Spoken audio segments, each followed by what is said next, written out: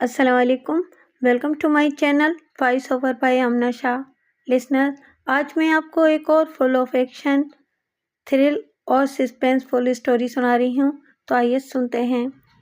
رات کسی کالے ناگ کی طرح سیاہ تھی. ہوا کے سرد تھپیڑے کپڑوں اور گوشت پوش سے گزر کر ہڈیوں کا گودا جما رہے تھے. اپنے لکڑی کے کیبن میں ان تمام موسمیاتی اثرات سے محفوظ وہ سامنے موجود میز پر نظریں جمائے بیٹھا تھا.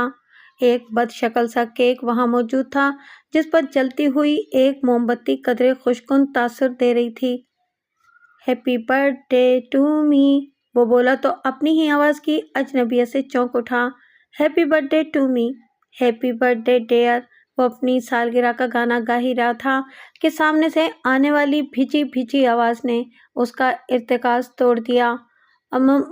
ایسا لگتا تھا کہ متوجہ کرنے والی آواز ماحول کی سنگینی سے بھرپور طریقے سے آشنا تھی. اس نے ایک نفرت بھری نگاہ آواز کے ماخذ پر دوڑائی اور پھر سے کیک کی جانب متوجہ ہو گیا.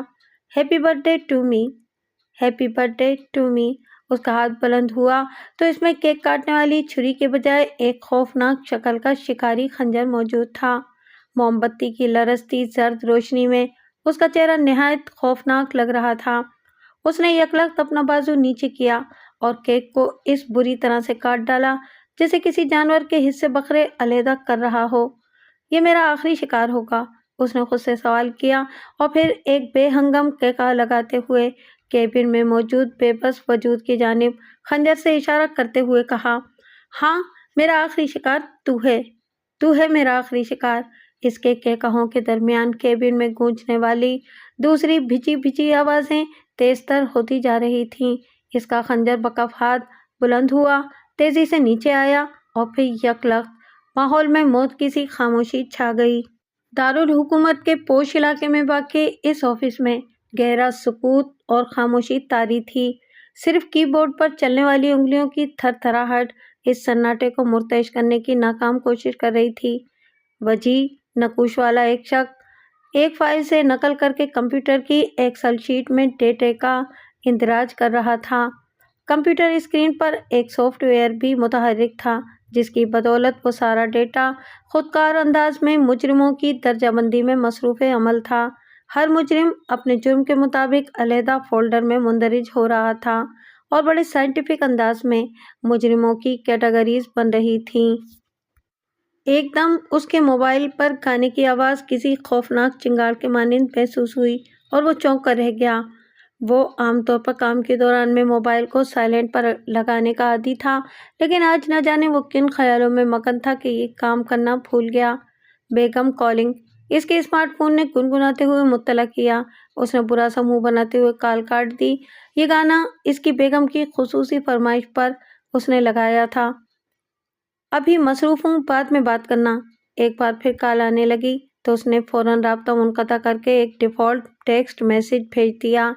گلفام نام کا ہی نہیں، اپنی شخصیت کے حوالے سے بھی کسی شہزادہ گلفام سے کم نہیں تھا. لڑکیاں اور خواتین اس کی وجاہت پر بے ساختہ مر مٹتی تھیں، لیکن وہ کسی کے عشق میں مبتلا ہونے کا قائل ہی نہیں تھا. اسے لگتا تھا کہ بس وہ خود چاہے جانے کے قابل ہے. محب سے زیادہ اسے محبوب بننے میں مزہ آتا تھا. قدرے سست اور کامچور ہونے کی اس کی پرانی عادت تھی. پچھلا کچھ عرصہ جاب پر ہونے کے باوجود اس نے جس طرح سستی جیسی عیاشی کی تھی وہ وزن بڑھنے کا موجب بن گیا تھا. شام کے 7 بج چکے تھے اور گلفام ابھی تک فائلوں کے ڈھیر میں دھنسا ہوا تھا. کام سے زیادہ اسے اپنی باس نازیہ کرمانی پر غصہ تھا، جو کہ باقی سب کو چھٹی دینے کے بعد خود بھی آفس سے روانہ ہو گئی تھی اور اسے کام مکمل کرنے کی ذمہ داری سونپ گئی تھی. نازیہ بطور باس اسے بالکل بھی پسند نہیں آئی تھی. وہ حال ہی میں اس نئے محکمے میں آیا تھا. حکومت وقت نے چیدہ اور اہم نوعیت کے کیس نمٹانے کے لیے کرائم ٹاسک فورس مختصر CTF کے قیام کی منظوری دی تھی. یہ ادارہ اپنے دائرہ کار کی نوعیت میں اگرچہ آزاد تھا، لیکن محکمہ پولیس کے تحت ہی کام کرتا تھا. ابھی اس کی ابتدائی تشکیل ہی کی جا رہی تھی. ایک بار پھر فون کی بیل بجی تو اس نے جھٹکے سے فون اٹھا لیا. بزی ہوں یار، وہ جھنجھلائے ہوئے انداز میں بولا. کام ابھی بہت زیادہ رہتا ہے، رات دیر سے آؤں گا. اس نے بیگم کو بولنے کا موقع دیے بغیر ہی ایک سانس میں سب کچھ کہہ ڈالا. ہوتا رہے گا کام، فون کے اسپیکر سے کھنکھناتی ہوئی تہمانہ آواز آئی، فوراً گھر پہنچو، میں نے تمہارا پسندیدہ کشمیری آب گوشت بنایا ہے۔ یار، میری سڑیل باس نے اتنا کام دے دیا ہے کہ لگتا ہے کہ کھانا تمہیں اکیلا ہی کھانا پڑے گا۔ گلفام کے انداز میں چھیڑنے کا عنصر نمایاں تھا۔ اپنی پسند کے کھانے کا سن کر ہی اس کے مزاج پر چھائی برہمی رفع ہو گئی تھی۔ تمہارے باس کی ایسی کی تیسی، اسے کہنا کہ ہوم منسٹر کا فون آیا تھا، اس لیے کام چھوڑ چھاڑ کر آنا پڑا۔ بیگم نے بھی ترکی و ترکی جواب دیا۔ نازیہ کرمانی گلفام کرمانی کی باس ہونے کے ساتھ ساتھ بیگم بھی تھی۔ یونیورسٹی میں ہی دونوں نے ایک دوسرے کو پسند کر لیا تھا، پھر گھر والوں کی رضامندی سے نکاح کے مقدس بندھن میں بندھ گئے تھے۔ ان کی شادی کو 6 سال سے زائد کا عرصہ بیت گیا تھا، پر ابھی تک صاحب اولاد نہ ہوئے تھے۔ ڈاکٹروں سے چیک اپ کروانے کے بعد ثابت ہوا تھا کہ دونوں میں کسی قسم کی کمی نہیں، بس رب کی جانب سے دیر تھی۔ تعلیم کے بعد ایک ہی شعبے میں آنا ان کے مزاج کی ہم آہنگی کا ثبوت تھا۔ آفس میں نازیہ جتنی سخت مزاج اور سڑیل قسم کی باس تھی، گھر پر اس سے کہیں زیادہ خیال رکھنے والی بیوی تھی، اور وہ اس سے بہت زیادہ خوش تھا۔ اپنے پسندیدہ کھانے کا سن کر اس کے منہ میں بیٹھے بیٹھے ہی پانی آ گیا تھا۔ اس نے تیزی سے کام سمیٹا اور کمپیوٹر اسکرین لاک کرنے کے ساتھ ہی سسٹم شٹ ڈاؤن کر دیا۔ اس کا کام انتہائی حساس نوعیت کا ہوتا تھا، اس لیے وہ اسے گھر لے جا کر اپنے ذاتی لیپ ٹاپ پر نہیں کر سکتا تھا۔ آفس سے نکل کر جب وہ گاڑی کی جانب جا رہا تھا تو اسے بالکل بھی احساس نہیں تھا کہ پارکنگ لاٹ میں سے وہ اپنی قیمتی سفید ٹویوٹا آخری بار نکال رہا ہے۔ سڑک پر آ کر اسے احساس ہوا کہ رات میں اترتی دھند نے ماحول کو مزید تاریک کر دیا تھا۔ اس نے کھڑکی کے دھند آلود شیشے کے پار دیکھنے کی کوشش کی، لیکن ہر سو تاریکی چھائی تھی۔ یہاں سے اکثر اسے بھیڑیے نظر آ جاتے تھے، ان کے چیخنے چلانے کی آوازیں سننا تو معمول کی بات تھی۔ اب بھی وہ اسی آس پر باہر دیکھ رہا تھا کہ کوئی زیرو نظر آ جائے تو اپنی ذات کی تشنگی کا احساس کم کر سکے۔ ذات کی تشنگی کا احساس ہوتے ہی سرد یادیں ایسی اس کے بدن میں اتر آئیں جیسے کوئی بدبو حلول کر گئی ہو۔ ایسا بہت سال قبل ہوا تھا، لیکن تازہ ترین واقعہ بھی کسی بھیانک خواب کے مانند اس کے دماغ کے دروازے پر ہمہ وقت دستک دیتا رہتا تھا۔ اس نے اپنے خنجر کی جانب نظر دوڑائی۔ 10 انچ کے پھل والا وہ شکاری خنجر ایک جانب سے تیز دھار رکھتا تھا، جبکہ دوسری جانب سے وہ دندانے دار تھا۔ اس کی دھار اتنی تیز کی گئی تھی کہ یہ خنجر کسی بھی جاندار کو منٹوں میں چیر پھاڑ سکتا تھا۔ ایک سسکاری سی اس کے حلق سے خارج ہوئی۔ خنجر کی دھار اپنے مالک کو بھی معاف کرنے پر آمادہ نہیں تھی۔ اس نے اپنے انگوٹھے کی جانب دیکھا، جہاں پر ایک پتلی باریک خونی لکیر بن گئی تھی اور خون ٹپکنے والا تھا۔ وہ چاہتے ہوئے بھی اس بہتے خون سے نظریں نہیں ہٹا پا رہا تھا اور دماغ پر ایک عجب سا دھند چھا رہی تھی۔ خود اذیتی میں اتنا مزہ نہیں تھا، لیکن بہتا خون دیکھ کر اس کے پجمردہ پڑتے اعصاب پر ایک روانی، ایک سنسنی سی دوڑ رہی تھی۔ یک ٹک دیکھتے ہوئے اسے وقت گزرنے کا احساس تک نہیں رہا تھا۔ اس نے کھڑکی سے باہر دیکھا تو ڈوبتے چاند کی زرد چاندنی دیودار اور صنوبر کے درختوں کی شاخوں سے منجمد آنسوؤں کے مانند ٹپکتی دکھائی دے رہی تھی۔ اس نے ایک بار پھر اپنے انگوٹھے پر نگاہ دوڑائی، جہاں خون جمنے لگا تھا۔ اس کی ذہنی حالت روز بروز تباہ ہوتی جا رہی تھی۔ سر کا درد اب قابل برداشت نہیں رہا تھا۔ پچھتاوے کی آگ کسی رشتے ناسور کی طرح اس کے وجود کو خاکستر کر رہی تھی۔ ہر رات وہ ایک ہی بھیانک خواب دیکھ رہا تھا، جو کہ اس کی زندگی کے سب سے بڑے حادثے سے جڑا تھا۔ اچانک ہی اس کے بدن کو جھٹکا سا لگا اور وہ اس آرام کرسی پر مچل کر رہ گیا جس پر بیٹھا تھا۔ کھڑکی اور اس سے دکھائی دینے والا منظر پیسا کا پیسا تھا، لیکن اب اس میں وہی فرق تھا جو کہ اندھیری شب اور روز روشن میں ہوتا ہے۔ دن کے اجالے نے باہر کا نظارہ بہت خوبصورت کر دیا تھا۔ اس نے اپنے کیبن کے در و دیوار پر ایک نگاہ دوڑائی اور ایک جانب موجود برچہ خانے تک پہنچ گیا۔ اگرچہ یہ بھی کیبن کا ایک حصہ ہی تھا، لیکن شیلف لگا کر اسے کچن کا تاثر دینے کی کوشش کی گئی تھی۔ ایک بھٹی موجود تھی جسے بطور اوون استعمال کیا جا سکتا تھا۔ اس علاقے کے ہر گھر میں ایسا تندور موجود تھا جس میں روٹیاں بھی پکائی جا سکتی تھیں اور کیک، بسکٹ وغیرہ بھی بنائے جا سکتے تھے۔ کل کا بچا ہوا کیک نکال کر اس نے کھانا شروع کیا۔ یہ ابھی تک تازہ اور خوش ذائقہ تھا اور اتنی مقدار میں موجود تھا کہ اسے ناشتے کے لیے مزید تردد کی ضرورت نہیں تھی۔ البتہ چائے کی طلب اسے ستانے لگی تھی۔ اس نے چولہا جلا کر کیتلی اس پر رکھ دی اور ساتھ کیک کو تھوڑا تھوڑا کاٹ کر کھاتا رہا۔ کیتلی میں پانی گرم کر کے اس نے چائے بنائی اور پھر اس میں ایک پڑیا کھول کر ڈال دی۔ یہ دوا لینا ہرگز نہ بھولنا۔ حکیم صاحب نے اسے خصوصی تاکید کی تھی۔ وہ اپنی دوا لینا کبھی نہیں بھولتا تھا، لیکن کچھ عرصے سے اسے یہ احساس ہونے لگا تھا کہ جب اس کے دماغ پر دھند چھائی ہوتی ہے، ان لمحات میں وہ وقت کا حساب کتاب بھول جاتا ہے۔ اس نے چائے کے مگ پر ایک گہری نگاہ ڈالی اور ایک بڑا گھونٹ لیا۔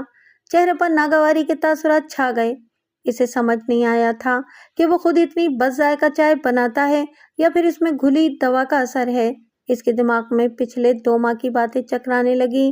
غالباً زود اثر دوا نے کام دکھانا شروع کر دیا تھا۔ اپنے مقام سے کھو جانے والے کسی جانور کی طرح پرانی باتیں اس کے دماغ میں ادھر ادھر بھٹکتی پھر رہی تھیں۔ خون ہی خون۔ آخری واقعہ کب ہوا تھا؟ اس نے ذہن پر زور دیتے ہوئے سوچا۔ اس نے تیزی سے اپنے خون آلود ہاتھوں کو صاف کرنے کی کوشش کی۔ وہ صاف کرنے میں کامیاب ہو بھی جاتا، لیکن وہاں کوئی خون تھا ہی نہیں۔ اس نے اپنے سخت اور کھردرے ہاتھ کن پٹیوں پر رکھ دیے اور پوری قوت سے دبانے لگا۔ یہ میرے ساتھ کیا ہو رہا ہے؟ اذیت کے عالم میں اس کے حلق سے گھٹی گھٹی آوازیں بھی نکل رہی تھیں۔ اچانک ہی اس کے ذہن پر چھائی دھند چھٹنے لگی۔ سترنگی چنڈی میں لپٹا ایک خوبصورت چہرہ تھا، ایک نہایت خوبصورت لڑکی کا، لیکن اس چہرے پر موت کی زردی چھائی ہوئی تھی، ایسے جیسے اس کے بدن کا تمام خون کسی نے نچوڑ لیا ہو۔ ٹھک ٹھک ٹھک۔ لکڑی سے تیار شدہ اس کیبن میں ٹین کے بنے دروازے پر دستک کسی دھماکے سے کم نہیں تھی۔ وہ ان واقعات کے ٹرانس میں ہی کھویا تھا کہ گونجدار دستک اسے حالت خواب سے ہوش میں لے آئی۔ ٹھک ٹھک ٹھک۔ ایسا لگ رہا تھا جیسے کوئی اس کے دماغ پر ہتھوڑے برسا رہا ہو۔ کون ہے؟ کیا مسئلہ ہو گیا؟ اس نے چلاتے ہوئے سوال کیا۔ پولیس! دروازہ کھولو! باہر سے ایک پاٹدار آواز آئی تو اس کے جسم میں سراسیمگی کی لہریں دوڑ گئیں۔ یہ پکار سن کر اسے ایسے لگا جیسے بھیانک موت اسے پنجوں میں دبوچنے کے لیے بےتاب ہو گئی ہو۔ موت جب جھپٹتی ہے تو انسان پوری شدت سے فرار ہوتا ہے۔ وہ بھی اس شدت سے پہلی بار واقف ہو رہی تھی۔ ایسا لگتا تھا جیسے یقینی موت اس کے تعاقب میں ہے اور وہ آج بچ نہیں پائے گی۔ اس کے داہنے پیر میں درد کی شدید لہریں اٹھ رہی تھیں، لیکن وہ گھسٹنے کے بجائے پوری جان سے دوڑ رہی تھی۔ پتھریلے راستوں سے ہٹ جانے کے باعث وہ برف کی موٹی اور نرم تہ والے حصے سے گزرنے پر مجبور ہو گئی تھی۔ بار بار اس کے قدم برف میں دھنس سے جاتے تھے، لیکن موت کے خوف سے وہ مسلسل دوڑے جا رہی تھی۔ ایک جانب اسے جھاڑیاں نظر آئیں تو وہ ان کی اوٹ میں ہو گئی اور اپنی بکھری سانسوں پر قابو پانے کی کوشش کرنے لگی۔ دور دور تک اسے شکاری نظر نہیں آ رہا تھا۔ وہ بڑی دیر سے اس کے تعاقب میں تھا، لیکن ابھی تک قابو پانے میں ناکام رہا تھا۔ نازیہ نے ایک لمحے کے لیے آنکھیں بند کی اور اپنے پیر کو سہلانے لگی جہاں اسے چوٹ لگی تھی۔ یہ چوٹ کیسے لگی تھی؟ اس نے خود سے سوال کیا، لیکن کوئی بھی جواب دینے سے قاصر تھی۔ اسے یاد ہی نہیں آ رہا تھا کہ وہ یہاں پہنچی کیسے اور کیسے اس قاتل شکاری سے بچ کر بھاگنے میں کامیاب ہوئی۔ میرا فون کہاں گیا؟ جیکٹ کی جیب ٹٹولنے پر موبائل فون غائب پایا تو وہ چھنچھلا گئی۔ شاید بھاگ دوڑ میں وہ راستے میں ہی کہیں گر گیا تھا۔ سلیٹی رنگ کے اوور کوٹ میں ملبوس وہ لمبے بالوں والا شخص ہاتھوں میں ایک خوفناک خنجر لیے جانے کب سے اس کا پیچھا کر رہا تھا۔ وہ چاہتا تو گن کا ایک ہی بس فائر کر کے میری جان لے سکتا تھا، تو اس نے کیا مجھے زندہ پکڑنے کا تہیہ کیا ہوا ہے؟ نازیہ اپنی سوچ پر خود ہی کانپ کر رہ گئی۔ نہیں، مجھے اس کے ہاتھ زندہ ہرگز نہیں آنا چاہیے۔ نازیہ نے خود کلامی کرتے ہوئے ایک عزم کا اظہار کیا اور جھاڑیوں سے اٹھ کھڑی ہوئی۔ وہ ایک بار پھر سے دوڑنے کے لیے تازہ دم ہو چکی تھی۔ جھاڑیوں کے بعد درختوں کا ایک طویل سلسلہ شروع ہو رہا تھا۔ وہی اسے اپنے لیے راہ نجات نظر آ رہی تھی۔ وہاں برف کافی کم تھی، جس کی وجہ سے اس کی رفتار میں خود بخود تیزی آتی جا رہی تھی۔ اوہ! اس نے منہ پر ہاتھ رکھ کر بمشکل اپنی چیخ کو نکلنے سے روکا۔ ایک قدرے موٹے تنے والے درخت کی اوٹ سے وہ یکدم ہی اس کے سامنے آ گیا تھا۔ لمبا چوڑا، اپنی تمام تر خوفناکی کے ساتھ وہ اس کے سامنے کسی دیو کے مانند تن کر کھڑا تھا۔ خوفناک خنجر اس کی شخصیت کی خطرناکی میں اضافہ کر رہا تھا۔ کیا چاہتے ہو تم؟ وہ اپنے لرزیدہ اعصاب پر قابو پانے کی کوشش کرتے ہوئے بولی۔ ہا ہا ہا! جواب میں وہ بے ہنگم کے کہے لگانے لگا۔ तुम आंखों वाली अंधी हो, सब कुछ सामने होते हुए भी पूछ रही हो कि मैं क्या चाहता हूँ। उसकी आवाज़ ऐसी थी जैसे कोई बजरी और रेत मिक्स करने वाली मशीन में बैठकर बोल रहा हो। क्या मतलब? नाजिया के अल्फाज हलक में ही अटकने लगे, क्योंकि शिकारी ने अपने खंजर का रुख उसके सीने की जानिब कर दिया था। रुको!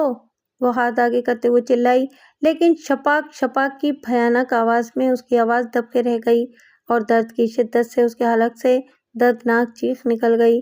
नाजी, नाजी, क्या हुआ? क्या हो गया? गुलफाम की आवाज़ जैसे किसी कुएं से आ रही थी, लेकिन एकदम ही इसे होश की वादी में ले आई। वो इस वक्त किसी बर्फसार में बेयारो मददगार किसी कातिल की मश्क सितम का निशाना हरगिज नहीं थी, बल्कि अपने नर्म गुदाज बिस्तर पर मौजूद थी। गुलफाम के हाथों की सख्ती वो अपने बाजुओं पर महसूस कर सकती थी, क्योंकि वो इसे पूरी शिद्दत से झंझोड़ रहा था। चंद लम्हों तक तो वो माहौल की तब्दीली को समझ ही नहीं पाई। फिर आहिस्ता आहिस्ता इसे इदराक हुआ कि वो कोई भयानक ख्वाब देख रही थी। नाजी, तुम ठीक तो हो ना? गुलफाम के लहजे में नरमी थी, लेकिन नींद भरी मतोहिश आंखें ये राज अयां कर रही थीं कि वो भी नाजिया की कैफियत से परेशान हो गया है। हाँ, ठीक हूँ। गुलफाम ने इसे छोड़ दिया और उठकर कमरे की सारी लाइट्स जला दी, जिससे बेडरूम में दिन का समा हो गया। साइड लैंप वो नाजिया को जगाने से पहले ही ऑन कर चुका था। माहौल का अंदाजा होते ही नाजिया के चटकते आसाब नॉर्मल होते चले गए। क्या हो गया था? जो इसे बुरी तरह चिल्ला रही थी, वो इसके सामने आकर बैठते हुए बोला। इस दौरान वो अपनी महबूब बीवी का हाथ थामना नहीं भूला था। कुछ नहीं, बस ख्वाब में डर गई थी, नाजिया ने जान छुड़ाने वाले अंदाज में कहा। वो इन खौफनाक लम्हात को दोबारा हरगिज याद नहीं करना चाहती थी। ऐसा ऐसा तो पहले कभी नहीं हुआ। नहीं, कभी भी नहीं हुआ, नाजिया ने सोचते हुए जवाब दिया, लेकिन इस दौरान वो नजरें चुरा गईं। वो इतने सालों से साथ थे और गुलफाम को एक भी रात ऐसी याद न आई जिसमें नाजिया का ऐसा रवैया सामने आया हो। इतने बड़े इदारे की डिप्टी डायरेक्टर और ख्वाब में डर जाए, ये सोचकर ही उसे हंसी आ जाती थी। इसके जहन में बरसों पुराने हादसे के वाक़यात चकराने लगे, लेकिन इसने सख्ती से अपनी तवज्जो गुलफाम की जानिब मबसूल की। अगरचे गुलफाम भी इस हादसे से कमाहक्का वाकफियत रखता था, लेकिन इस वक्त वो ये पेंडोरा बॉक्स खोलने के लिए बिल्कुल भी आमादा नहीं थी, इसीलिए तरह दे गई। जिस्म में कपकपी की दौड़ती लहरों पर उसने बमुश्किल काबू पाया और दरवाजे की सिमत बढ़ गया। वो समझने से कासिर था कि पुलिस का नाम सुनकर वो इस कदर खौफजदा क्यों हो गया है। कौन है? उसने एक बार फिर सवाल किया। बताया तो है, पुलिस। फिर से करख्त आवाज आई। क्या चाहिए? वो खुद पर काबू पाते हुए बोला। क्या आप ही जावेद वारसी हो? ठहरे हुए लहजे में सवाल पूछा गया। हाँ जी, मुख्तसर जवाब देकर वो फिर खामोश हो गया, लेकिन दरवाज़ा खोलने की हिम्मत ना हुई। मुझे आपसे बात करनी है। करख्त आवाज़ की बेताबी पड़ रही थी। किस हवाले से? वो अब भी दरवाज़ा खोलने पर आमादा न था। वारसी साहब, दरवाज़ा खोलें। करख्त आवाज़ वाले पुलिस ऑफिसर का बयान पैमानाए सब्र लबरेज हो चुका था। इस बार उसकी आवाज़ में सख्ती के साथ साथ तहकुम का उनसर भी शामिल था। जावेद को उसके लहजे का बखूबी अंदाज़ा हो गया, इसलिए उसने मज़ीद चूहों चरा किए बगैर दरवाजे से मुंसलिक धाती जंजीर हटाई और चटखनी गिरा दी। मुकम्मल दरवाज़ा खोले बगैर उसने बाहर झांका तो एक अदद मोटा ताज़ा पुलिस हवलदार ऐन उसके दरवाजे के सामने खड़ा था। अपनी वर्दी के स्वेटर के साथ साथ उसने ऊपर एक लेदर जैकेट भी पहन रखी थी, जो कि मौसम की मुनासबत से थी। आप जावेद वारसी हैं ना? उसने अपनी तोन से फिसलती पतलून को ऊपर खींचते हुए पूछा। हाँ, मैं ही हूँ, जावेद ने नखवत भरे लहजे में कहा। अब इस अंदाज की वजह पुलिस वाले का निचले दर्जे का रैंक था या उसका अकेला होना, इसका अंदाजा खुद जावेद को भी नहीं हो पाया था।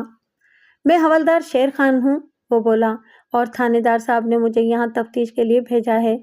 किस चीज़ की तफ्तीश के लिए? जावेद का लहजा मजीद उखड़ हो गया। भारी तनोतोष के मालिक हवलदार की गैर मुतासिर कुन शख्सियत देखकर वो दिली दिल में हंस रहा था।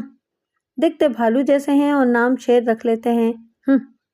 उसका दिल कर रहा था कि वो दरवाज़ा इस तरह से भालू के मुंह पर बंद करे कि वो उड़ता हुआ दूर जा गिरे, लेकिन एक ठंडी आग खारिज करते हुए वो बोला, अंदर आ जाओ, बाहर बहुत ज़्यादा ठंड है। वो अपनी कनपुटियाँ एक बार फिर से सुलगती हुई महसूस कर रहा था। दर्द पूरी शिद्दत के साथ औंध कर आया था اس نے اپنی ہتھیلیوں پر غیر موجود خون کو اپنے ٹراؤزر سے رگڑ کر صاف کرنے کی کوشش کی اور پھر حوالدار کو راستہ دینے کے لیے دروازے کی ایک جانب ہٹ گیا۔ ہاں اب بتاؤ، کس معاملے کی تفتیش کے لیے میری ضرورت پڑ گئی تھی؟ وہ مضطرب ہو کر بولا۔ اس نے شیر خان کو چند لمحے دیے کہ وہ مطلب کی بات کرے اور چلا جائے، لیکن وہ جس طرح سے گھوم پھر کر مشکوک انداز میں اس کے مختصر کیبن کا جائزہ لے رہا تھا، وہ اس کے لیے باعث اضطراب تھا۔ میں یہاں جنگل کے ساتھ والی چراگاہ میں ہونے والی ہلاکت کی تفتیش کرنے آیا ہوں۔ کیا آپ کسی ماریا بخاری کو جانتے ہیں؟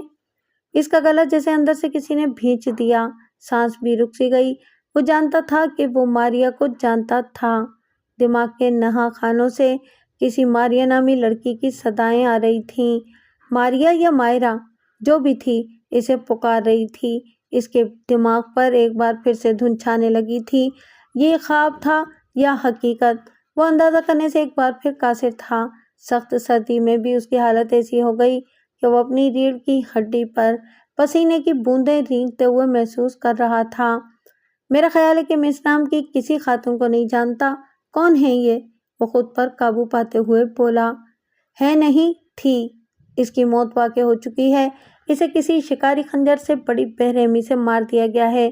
اس کی بے کور و کفن لاش چراگاہ کی کیمپنگ سائٹ سے کوئی 2 کوس کے فاصلے پر ندی کے کنارے سے ملی ہے۔ ایک مقامی نے اس لاش کو پہلی بار دیکھا۔ اگر وہ وقت پر نہ پہنچتا تو بھیڑیے اس کی لاش کو مکمل سوا-چٹ کر چکے ہوتے اور ہم بالکل بھی اندازہ نہ لگا پاتے کہ یہ حادثہ نہیں بلکہ قتل ہے۔ وہ 2 ماہ پہلے آنے والے طوفان کے بعد سے غائب تھی۔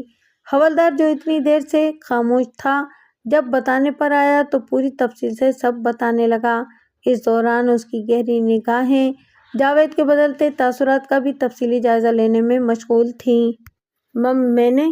میں نے خیاط کے بارے میں سنا تھا، لیکن قتل اس بارے میں کوئی خبر نہیں تھی۔ کیا قاتل پکڑا گیا؟ اس نے تعصب سے سر ہلاتے ہوئے سوال کیا۔ قاتل کی تلاش جاری ہے وارثی صاحب۔ ہم لوگ اسی معاملے کی تفتیش کر رہے ہیں اور آپ سے بھرپور تعاون کی امید رکھتے ہیں، حوالدار نے معنی خیز لہجے میں کہا۔ ہاں ہاں کیوں نہیں، جاوید تیزی سے تائیدی انداز میں بولا۔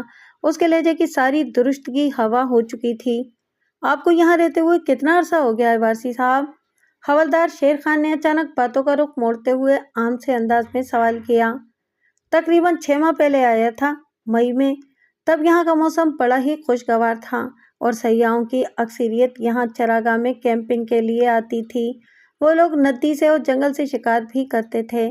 جاوید بتاتے ہوئے شاید 6 ماہ پہلے کے دور میں پہنچ گیا تھا، کیونکہ بات کرتے ہوئے وہ دور کہیں خلا میں دیکھنے لگا تھا۔ تو کیا یہ کیبن خریدا ہے آپ نے؟ یہ آپ کی ملکیت ہے؟ حوالدار نے جاوید کی جھاڑ جھنکاڑ والی داڑھی میں چھپے چہرے کو نظر انداز کرتے ہوئے اس کی سلیٹی آنکھوں میں گھورتے ہوئے پوچھا۔ ارے نہیں، یہ میرا نہیں ہے، میں صرف کرایہ دیتا ہوں، وہ بھی بڑا معمولی سا۔ وہ کندھے اچکاتے ہوئے بولا۔ صحیح، تو کام کہاں کرتے ہو آپ؟ میں کام نہیں کرتا، میں تقریباً 6 سال سے معذور ہوں۔ نئی حکومت نے محتاج لوگوں کے لیے کافی کام کیا ہے۔ میں اب کمانے کی فکر سے آزاد اپنے علاج پر توجہ دے رہا ہوں، جاوید نے بتایا تو حوالدار اسے عجیب نظروں سے دیکھنے لگا۔ معذور، محتاج، تم تو اچھے بھلے ہٹے کٹے نظر آتے ہو، شیر خان سخت لہجے میں بولا۔ میں پہلے کمراٹ وادی میں تھا، 6 سال پہلے ایک حادثے میں کھائی میں گر گیا تھا۔ میرے سر پر ایسی چوٹ آئی کہ میں اپنے حواس کھو بیٹھا تھا۔ وہاں ایک حکیم صاحب کے زیر علاج رہا۔ چند ماہ قبل مجھے اپنا ماضی یاد آنے لگا تو حکیم صاحب نے مجھے شہر آ کر رہنے کو کہا۔ میں تو اپنی تمام زندگی ان کی خدمت میں گزار دینا چاہتا تھا، لیکن انہوں نے بتایا کہ نئی حکومت نے میرے جیسے ذہنی معذور لوگوں کے لیے بہت سہولت کر دی ہے، تو میں یہاں چلا آیا۔ میرے والدین یہیں رہتے تھے، لیکن مجھے اب بھی بہت سی باتیں بھول جاتی ہیں اور اکثر سر میں درد کی شکایت بھی رہتی ہے۔ میں زیادہ دیر تک یکسوئی کے ساتھ کوئی کام نہیں کر سکتا۔ جاوید اپنے بارے میں رک رک کر تفصیل بتاتے ہوئے بولا۔ سرکار نے بھی عجیب چونچلے پال لیے ہیں، شیر خان نے مختصر تبصرہ کیا۔ میں پوچھ سکتا ہوں کہ میری ذات کے متعلق ان سوالات کا خاتون کے قتل سے کیا لینا دینا ہے؟ جاوید نے کافی دیر تک شیر خان کو سر دائیں بائیں ہلاتے دیکھ کر آخرکار جھلا کر پوچھ ہی لیا، 6 سال تک وادی کمراٹ میں رہے، اس سے پہلے کہاں تھے تم؟ شیر خان نے اس کے سوال کو نظر انداز کرتے ہوئے پوچھا۔ وہ غیر محسوس انداز میں آپ سے تم پر آ گیا تھا۔ میں اس سے پہلے ایبٹ آباد یونیورسٹی میں پڑھ رہا تھا۔ بتایا تو ہے کہ اس سے پہلے یہیں اسی گاؤں میں میرے والدین رہتے تھے، تو میں بھی یہیں پر ہی رہتا تھا۔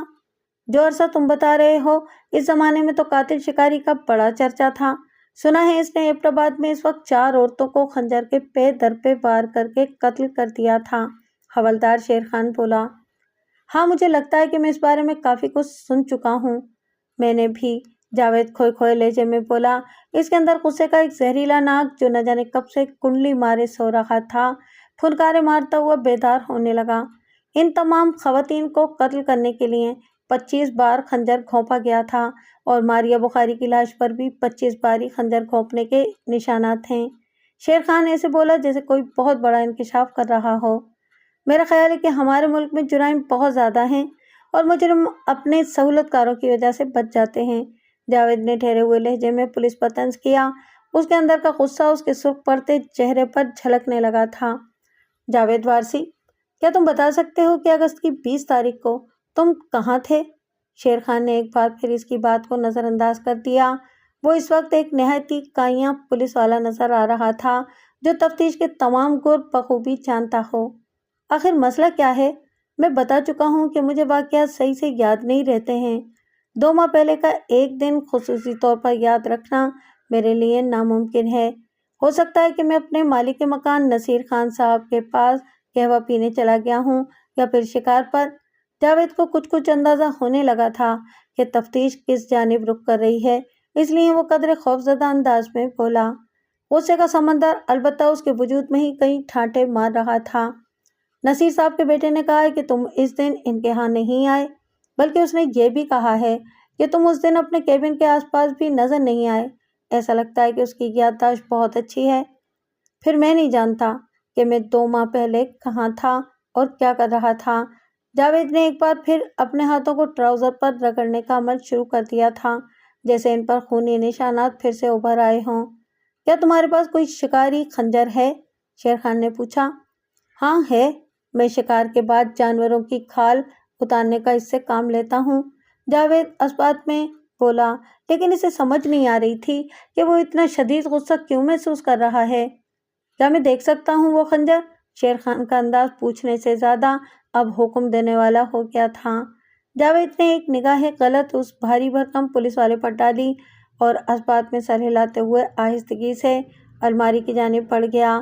اس کے وجود میں غصے کا طوفان آیا ہوا تھا، اور سر کا درد جیسے کنپٹیوں پر ٹھوکریں مار مار کر باہر آنے کی تگ و دو میں مصروف تھا۔ اپنا شکاری خنجر دیکھ کر اس کی آنکھوں میں غیر معمولی چمک پیدا ہو گئی۔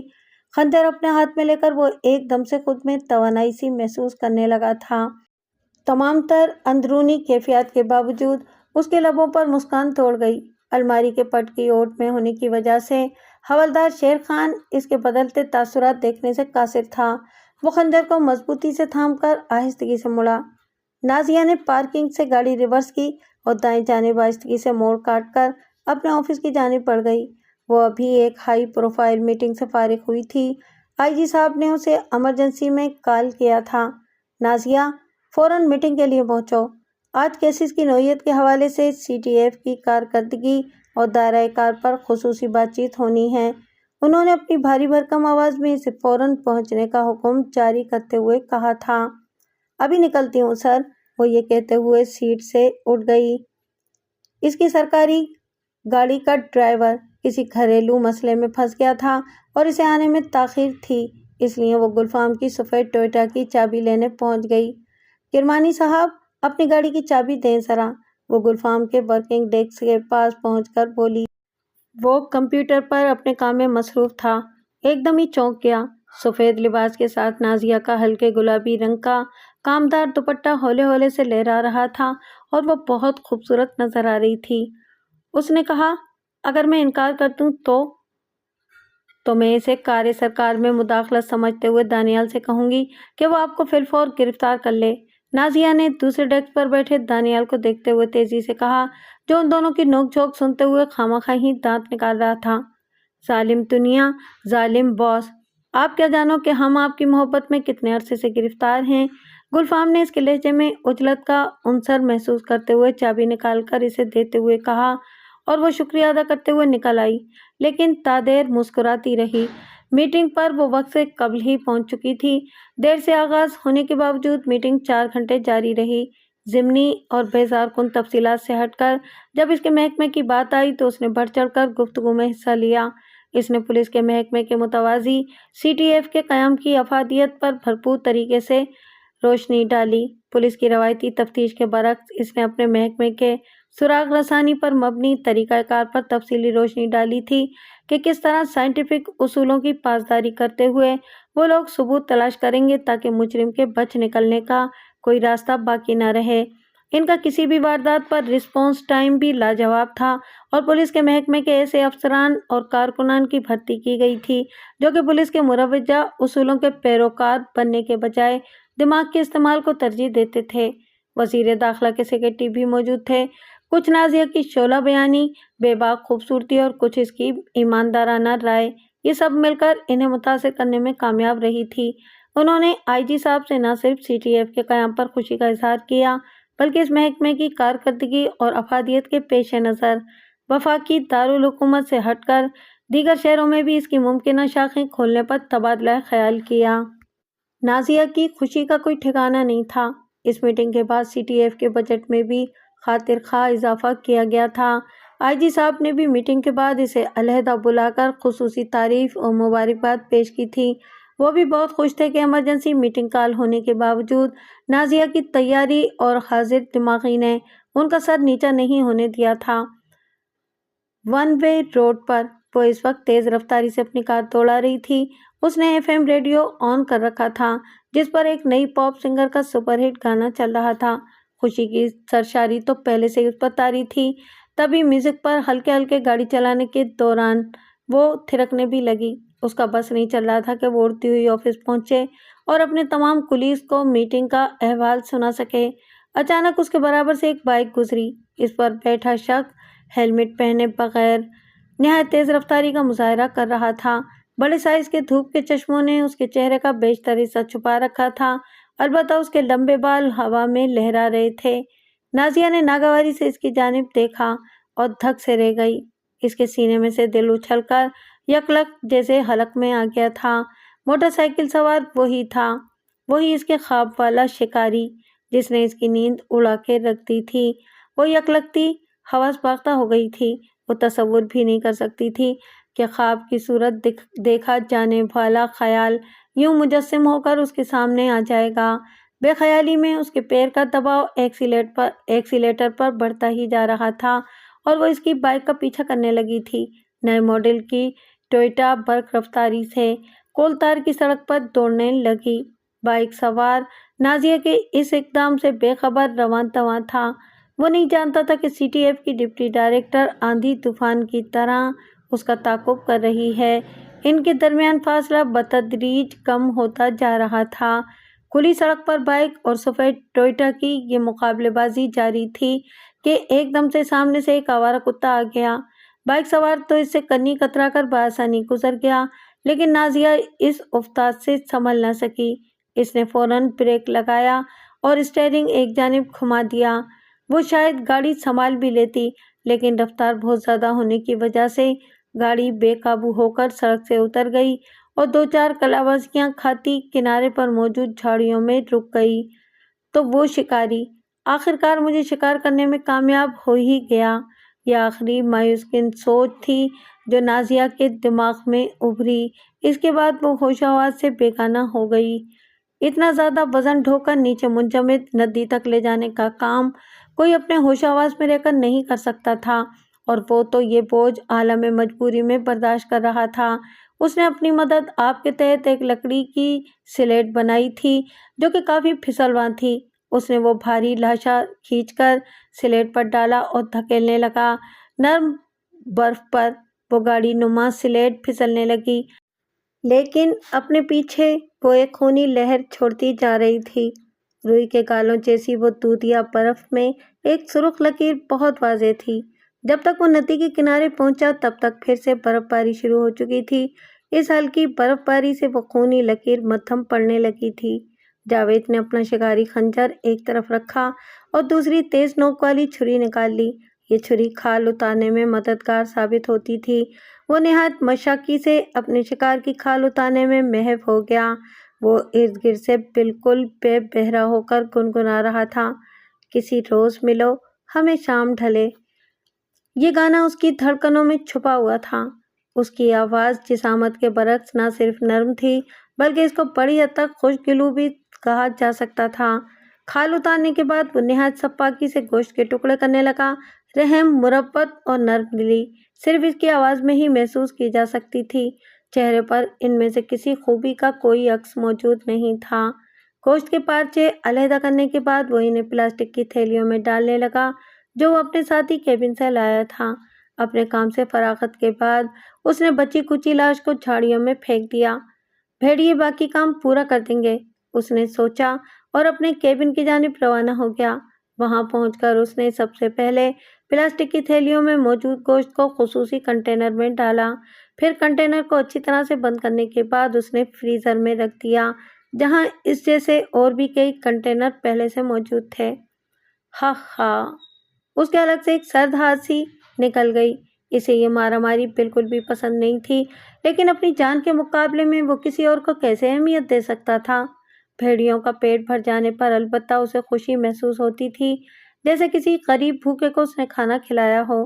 وہ کچن میں پہنچا اور اپنے شکاری خنجر کو صابن کی مدد سے رگڑ رگڑ کر صاف کیا۔ اپنے خون آلود کپڑے بھی اس نے صرف ملے پانی میں بھگو دیے تاکہ ان پر کوئی نشان باقی نہ رہ جائے، اور اس کے بعد وہ خود واش روم میں گھس گیا۔ شاور لیتے ہی سکون جیسے اس کے رگوں پے میں دوڑ گیا۔ شہر سے وہ اکثر گیس سلنڈر بھروا کر رکھ دیتا تھا جو کھانا پکانے اور نہانے کا پانی گرم کرنے میں اس کا بھرپور مددگار ثابت ہوتا تھا۔ ابھی بھی جب دیسی ساختہ گیزر سے پانی کی پھوار اس پر پڑی تو تازگی اس کے روم روم میں دوڑ گئی تھی۔ وہ آرام چاہتا تھا، لیکن حوالدار شیر خان کا تصور اس کے ذہن میں آ گیا۔ خون اس کے بدن سے بہہ کر نالی میں جا رہا تھا اور وہاں نظریں جمائے وہ خونی خیالات کو ذہن سے نکالنے میں ناکام تھا۔ نہیں نہیں، آج تو نہیں، وہ سر کو تھامتے ہوئے چلایا۔ اب وہ بار بار اپنے ہاتھوں کو دھو رہا تھا۔ اسے ایسا لگ رہا تھا کہ اس کے ہاتھ ابھی تک خون آلود ہوں۔ بیٹا، منفی خیالات کو کبھی اپنے دماغ پر سوار نہ ہونے دینا۔ اسے حکیم صاحب کی تنبیہ یاد آئی تو وہ تیزی سے نہا کر باہر نکل آیا۔ نہانے کے بعد اس کی طبیعت قدرے بہتر ہو گئی تھی، اس لیے وہ اپنی خاص جڑی بوٹیوں والی چائے بنا کر آرام کرسی پر آ کر بیٹھ گیا۔ کھڑکی سے باہر دیکھنے پر اندازہ ہوا کہ مطلع شدید ابرآلود ہو رہا تھا۔ ہلکی برف باری تھم چکی تھی، لیکن سرمئی بادل چھٹنے کے بعد کالے سیاہ بادلوں نے ان کی جگہ لے لی تھی۔ آج تو طوفان آیا ہی آیا، اس نے خود کلامی کے انداز میں کہا۔ طوفان ہی تو تھا جو تمہاری اور میری زندگی میں آیا تھا۔ زنانہ آواز سن کر وہ چونک اٹھا۔ مائرہ، مائرہ، کیا یہ تم ہو؟ اس نے آواز دی تو جو خالی کیبن میں گونج اس کی سماعتوں سے ٹکرانے لگی۔ وہ تیزی سے اپنی دوا-نما چائے پینے لگا۔ مائرہ کی آواز اگرچہ اس کے اپنے دماغ کی ہی کارستانی تھی، لیکن وہ بری طرح سہم گیا تھا۔ وہ بہت زیادہ ڈر گیا تھا۔ کھو دینے کا احساس اتنا شدید تھا کہ وہ حد سے زیادہ حواس باختہ ہو رہا تھا۔ کبھی کلائی میں بندھی گھڑی کو دیکھتا، کبھی اپنے موبائل فون کی اسکرین کو اور کبھی گاڑی کے اسپیڈو میٹر کو۔ یہ بے چینی تھی کہ کسی طرح بھی کم نہیں ہو پا رہی تھی۔ اسی اثنا میں اس نے ڈیش بورڈ کھولنے کی کوشش کی تو وہ اپنے ہاتھوں میں ہونے والی لرزش دیکھ کر خود ہی چونک اٹھا۔ اپنی جان کسی بھی معاملے میں جوکھوں میں ڈال دینے والا اپنی محبت کے انجام پر لرزہ براندم تھا۔ یہ محبت انسان کو جہاں ساری دنیا کے مقابل لا کھڑا کرتی ہے، وہیں محبوب کے دکھ، درد، اس کی ذرا سی تکلیف اس کو کھو دینے کے احساس پر بزدل ترین بھی بنا دیتی ہے۔ نازیہ اس کی پہلی اور آخری محبت تھی۔ اس کے ہولناک ایکسیڈنٹ کی اطلاع اس کی سماعتوں پر کسی بم کی طرح ہی گری تھی۔ ایمرجنسی سے آنے والی کال نے اس کے ہوش اڑا دیے تھے और وہ ایک لمحے کے لیے اپنی ریوالونگ چیئر پر ڈھیسا گیا تھا۔ کیا ہو گیا؟ خیریت تو ہے؟ اپنی ٹیبل پر کام میں مصروف دانیال اس کی غیر ہوتی حالت پر چونکتے ہوئے بولا۔ نازیہ کا ایکسیڈنٹ ہو گیا ہے، اسے سٹی اسپتال لے گئے ہیں۔ ایمرجنسی سروس والوں کا فون تھا، ٹوٹتے بکھرتے الفاظ میں گلفام نے بتایا۔ اوہ! دانیال کے منہ سے کچھ اور نہ نکل سکا۔ معاملہ زیادہ سیریس تو نہیں ہے؟ چند لمحے کی خاموشی کے بعد دانیال نے پوچھا تو گلفام جیسے کسی ٹرانس سے باہر نکل آیا۔ مجھے چابی دو اپنی گاڑی کی، میں ابھی نازی کے پاس پہنچتا ہوں۔ گلفام کو اچانک یہ احساس ہوا تھا کہ وہاں بیٹھ کر شوق منانے کی بجائے یہ ہاسپٹل میں پہنچنے کا وقت ہے۔ میں تمہارے ساتھ چلتا ہوں، بلکہ گاڑی میں ہی ڈرائیو کر لیتا ہوں۔ تمہاری ذہنی حالت کافی کشیدہ لگ رہی ہے، ایسے میں تمہارا ڈرائیو کرنا مناسب نہیں لگتا، دانیال نے نرمی سے وضاحت کرتے ہوئے کہا، جس پر گلفام نے کندھے ڈھلکاتے ہوئے اس بات میں سر ہلا دیا۔ گاڑی اس وقت سرپٹ دوڑ رہی تھی اور گلفام کا دل بھی اسی رفتار سے دھڑک رہا تھا۔ دانیال حد رفتار سے کچھ زیادہ ہی اسپیڈ کا مظاہرہ کر رہا تھا، لیکن گلفام کا دل کر رہا تھا کہ وہ پل لگا کر اسپتال پہنچ جائے۔ تم کول ڈاؤن ہو جاؤ، دانیال نے اسے ڈرائیونگ کے دوران تسلی دیتے ہوئے کہا۔ اللہ نے چاہا تو میڈم بالکل ٹھیک ہوں گی، تم بس اب ذرا خود کو سنبھالو۔ گلفام ایک ٹھنڈی آہ بھر کر رہ گیا۔ تسلیاں تو وہ بھی خود کو دے رہا تھا، لیکن بے قابو دل کی بے چین دھڑکنوں کو کیسے سنبھالتا؟ وہ دل ہی دل میں اپنے پروردگار سے نازیہ کی سلامتی کی کئی بار دعائیں مانگ چکا تھا۔ کوئی 15 منٹ بعد دانیال ابھی گاڑی پارک کرنے میں ہی مصروف تھا کہ گلفام دروازہ کھول کر اتر گیا۔ تم آ جاؤ، میں اتنی دیر میں ریسیپشن سے معلومات حاصل کر لوں۔ وہ عام پتھریلی روش پر چلنے کے بجائے کیاریاں پھلانگتے ہوئے مین گیٹ کی جانب جاتے ہوئے دانیال سے مخاطب ہوا۔ دانیال اس کی بات پر سر ہلا کر ہی رہ گیا۔ پارکنگ ٹوکن لے کر وہ ہاسپٹل کے مین گیٹ سے ہوتا ہوا استقبالیہ پر پہنچا تو گلفام کو وہیں دیکھ کر ٹھٹک گیا۔ وہ کسی سے معلومات لینے کے بجائے دیوار میں نصب ایک 52 انچ کی اسکرین پر نظریں گاڑے ٹھہرا تھا۔ اسکرین پر کوئی نیوز چل رہی تھی جس میں ایک تباہ حال سفید ٹویوٹا دکھائی جا رہی تھی۔ دانیال کو پہچاننے میں کوئی غلطی نہ ہوئی کہ وہ گلفام کی ہی کار تھی۔ مناظر میں دکھایا جا رہا تھا کہ جھاڑیوں میں سے کسی طرح ایک کرین اسے نکال رہی تھی۔ ریسکیو والوں کی گاڑی بھی وہیں پر نظر آ رہی تھی۔ دانیال استقبالیہ پر بیٹھی لڑکی کی جانب بڑھ گیا، جبکہ گلفام کی نگاہیں ابھی تک اسکرین پر ہی گڑی ہوئی تھیں۔ نیوز رپورٹر اپنا مائک پکڑے سامنے آئی تو گلفام LCD کے اسکرین کے بالکل قریب پہنچ گیا تاکہ اسے بغور سن سکے۔ اس کا دل پسلیاں توڑ کر باہر آنے کو بےتاب ہو رہا تھا۔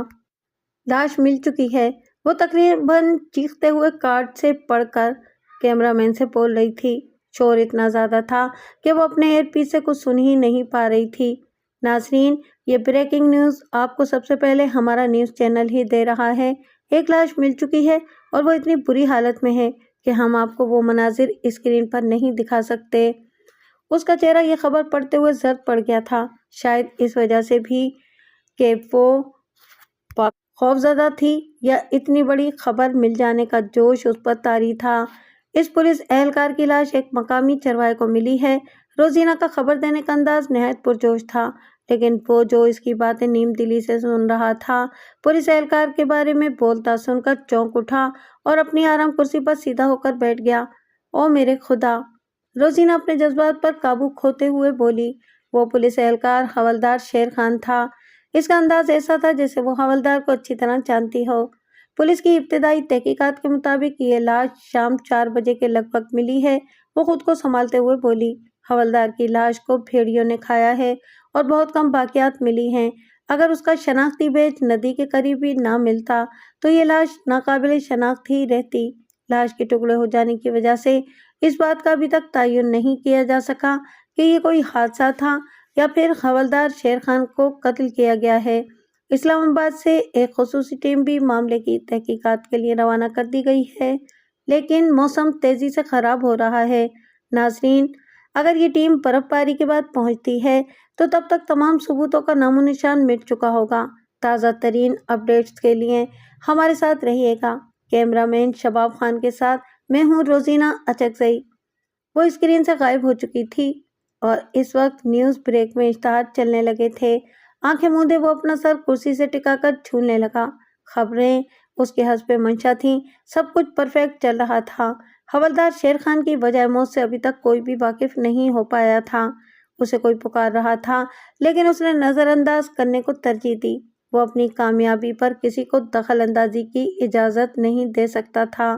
اس کے دماغ میں ساری پلاننگ چل رہی تھی کہ اگلا قدم کس طرح سے اٹھانا ہے کہ سبھی لوگ الجھ کر رہ جائیں۔ طوفان کی آمد خوشگوار تھی لیکن خصوصی ٹیم کی آمد کا سن کر اس کے ماتھے پر بل پڑ گئے تھے۔ اب جو بھی کرنا تھا فوری طور پر ہی کرنا تھا۔ دارالحکومت سے آنے والی ٹیم یقیناً بے وقوفوں کا ٹولہ نہیں تھی۔ ان کو چکر دینے کے لیے اسے اپنی ساری پلاننگ پر سختی سے کاربند رہنا تھا اور ورنہ وہ ناکام ہو جاتا۔ نہیں، میں ناکام نہیں ہو سکتا۔ اس نے اپنی آنکھیں کھول دیں۔ شدت جذبات سے وہ سرخ انگارہ بن چکی تھیں۔ چہرے پر اس کے لاکھ طمانینت سہی، لیکن آنکھوں کی سرخی چھپائے نہ چھپنے والی بات تھی۔ گلفام نے جب سے نازیہ کو زندہ سلامت دیکھا تھا تب سے ہی اندرونی طور پر بے حد خوش تھا۔ کتنی بار کہا ہے کہ گاڑی احتیاط سے چلایا کرو، گلفام شکایتی لہجے میں بولا، پر تمہیں تو کسی کی پرواہ ہی نہیں ہے۔ پرواہ تو ہے، لیکن تمہاری ناز برداریاں کر کر کے تنگ آ گئی تھی، اس لیے سوچا کہ کچھ عرصے کے لیے اپنا رول بدل لوں۔ سفید چادر والے بستر پر نیم دراز حالت میں بھی وہ شوخ لہجے میں بولی، اگرچہ وہ پوری طرح کوشش کر رہی تھی کہ گلفام اس کے اندرونی خلجان سے واقف نہ ہو، لیکن وہ اس کی ظاہری حالت پر ہی اتنا فکر مند تھا کہ بات بے بات پھر اس موضوع پر آ جاتا تھا کہ آخر وہ گاڑی اتنی تیز رفتاری سے کیوں چلا رہی تھی۔ ایکسیڈنٹ کافی ہولناک تھا، لیکن گلفام کی اس نئی ماڈل کی کار میں حادثے کی صورت میں جدید حفاظتی نظام موجود تھا۔ ایئر بیگز کھل جانے کے سبب وہ کسی بھی سخت چوٹ سے بچ گئی تھی، لیکن کار کی کلا بازیوں کے دوران اس کا دایاں شانہ دروازے سے رگڑ کھانے کی وجہ سے کافی زیادہ زخمی ہوا تھا۔ ماتھے پر بھی چند خراشیں آئی تھیں، لیکن مجموعی طور پر اس کی حالت کافی بہتر تھی۔ جانے کون سی نیکی کام آ گئی، ورنہ ایک بار تو میں بھی ڈر ہی گئی تھی۔ اس نے گلفام کو چھیڑا، جو کہ اس کی ناز برداریوں والی بات پر منہ پھلا کر بیٹھ گیا تھا۔ تم بہت ظالم ہو، وہ پھٹ پڑا۔ مجھے ستا کر ہی تمہیں سکون آتا ہے، جانتی بھی ہو کہ تمہیں کھونے کے تصور ہی میرے لیے سہانے رو بن جاتا ہے، لیکن تم باز نہیں آتی۔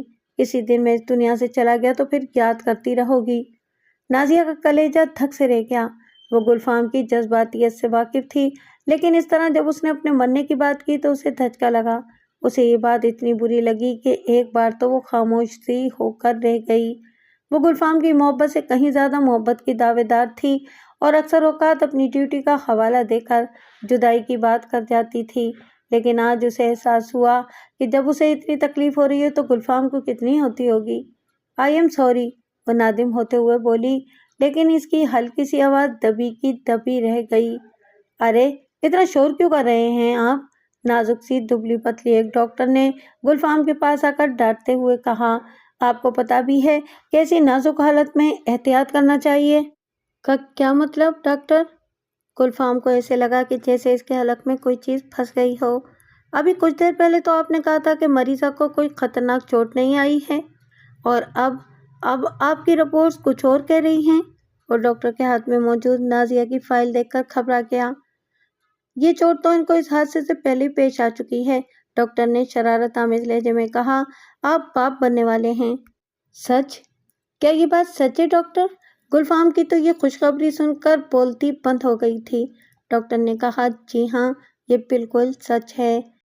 اپنی بات مکمل کرنے کے بعد اس نے انہیں ایک گائنی ڈاکٹر کے کلینک کا ایڈریس دیا تاکہ وہ کیس کو مناسب انداز میں دیکھ سکے، اور مبارکباد دیتی ہوئی چلی گئی۔ گلفام نے کہا، یہ ڈاکٹر تو مجھے کوئی فرشتہ معلوم ہو رہی ہے۔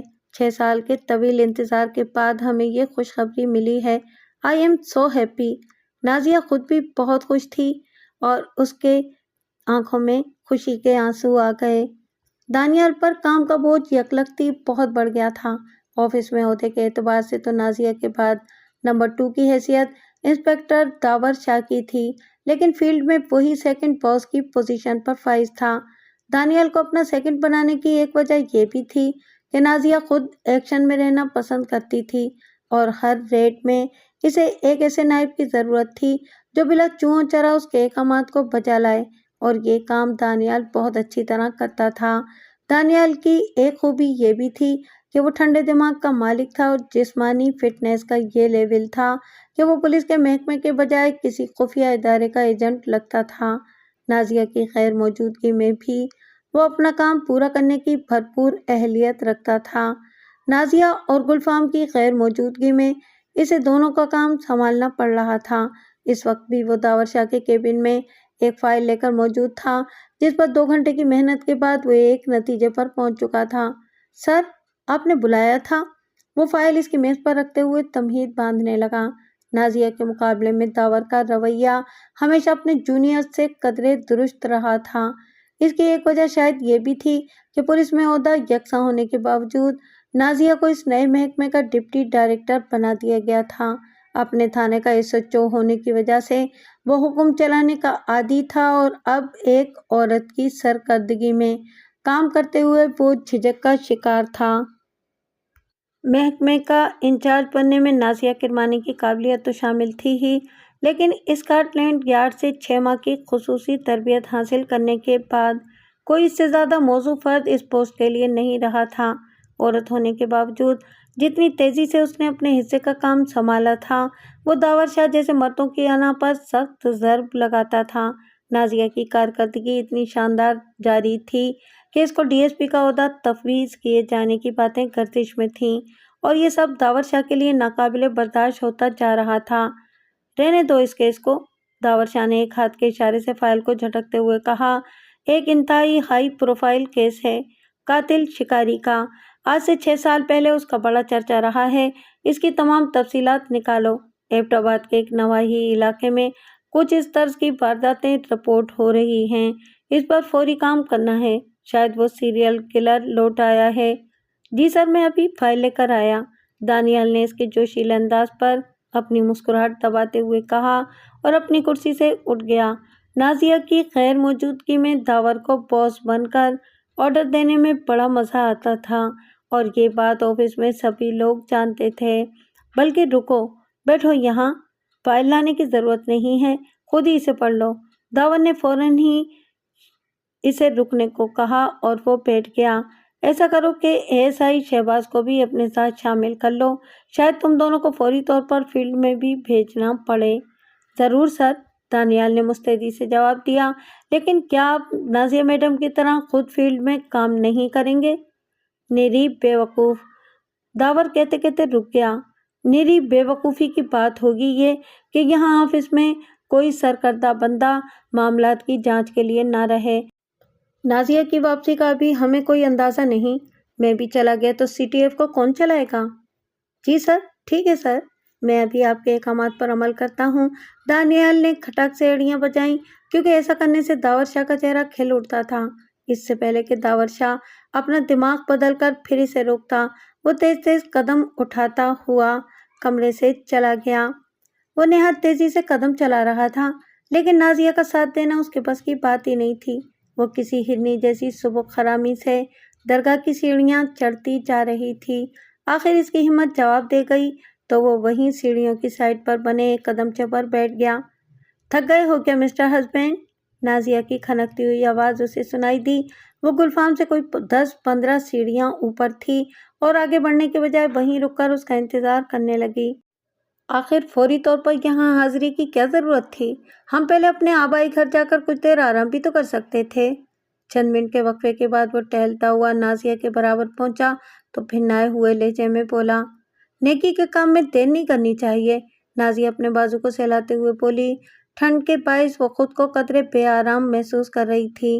اسپتال سے فارغ ہوئے اسے 4 روز ہو چکے تھے، اور وہ گلفام کے ساتھ اپنے آبائی علاقے میں آئی ہوئی تھی۔ اولاد کے لیے اس نے بھی ابتدا میں کئی منتیں مانگی تھیں، لیکن پھر گلفام کی ناراضگی کے پیش نظر یہ کام بند کر دیے تھے۔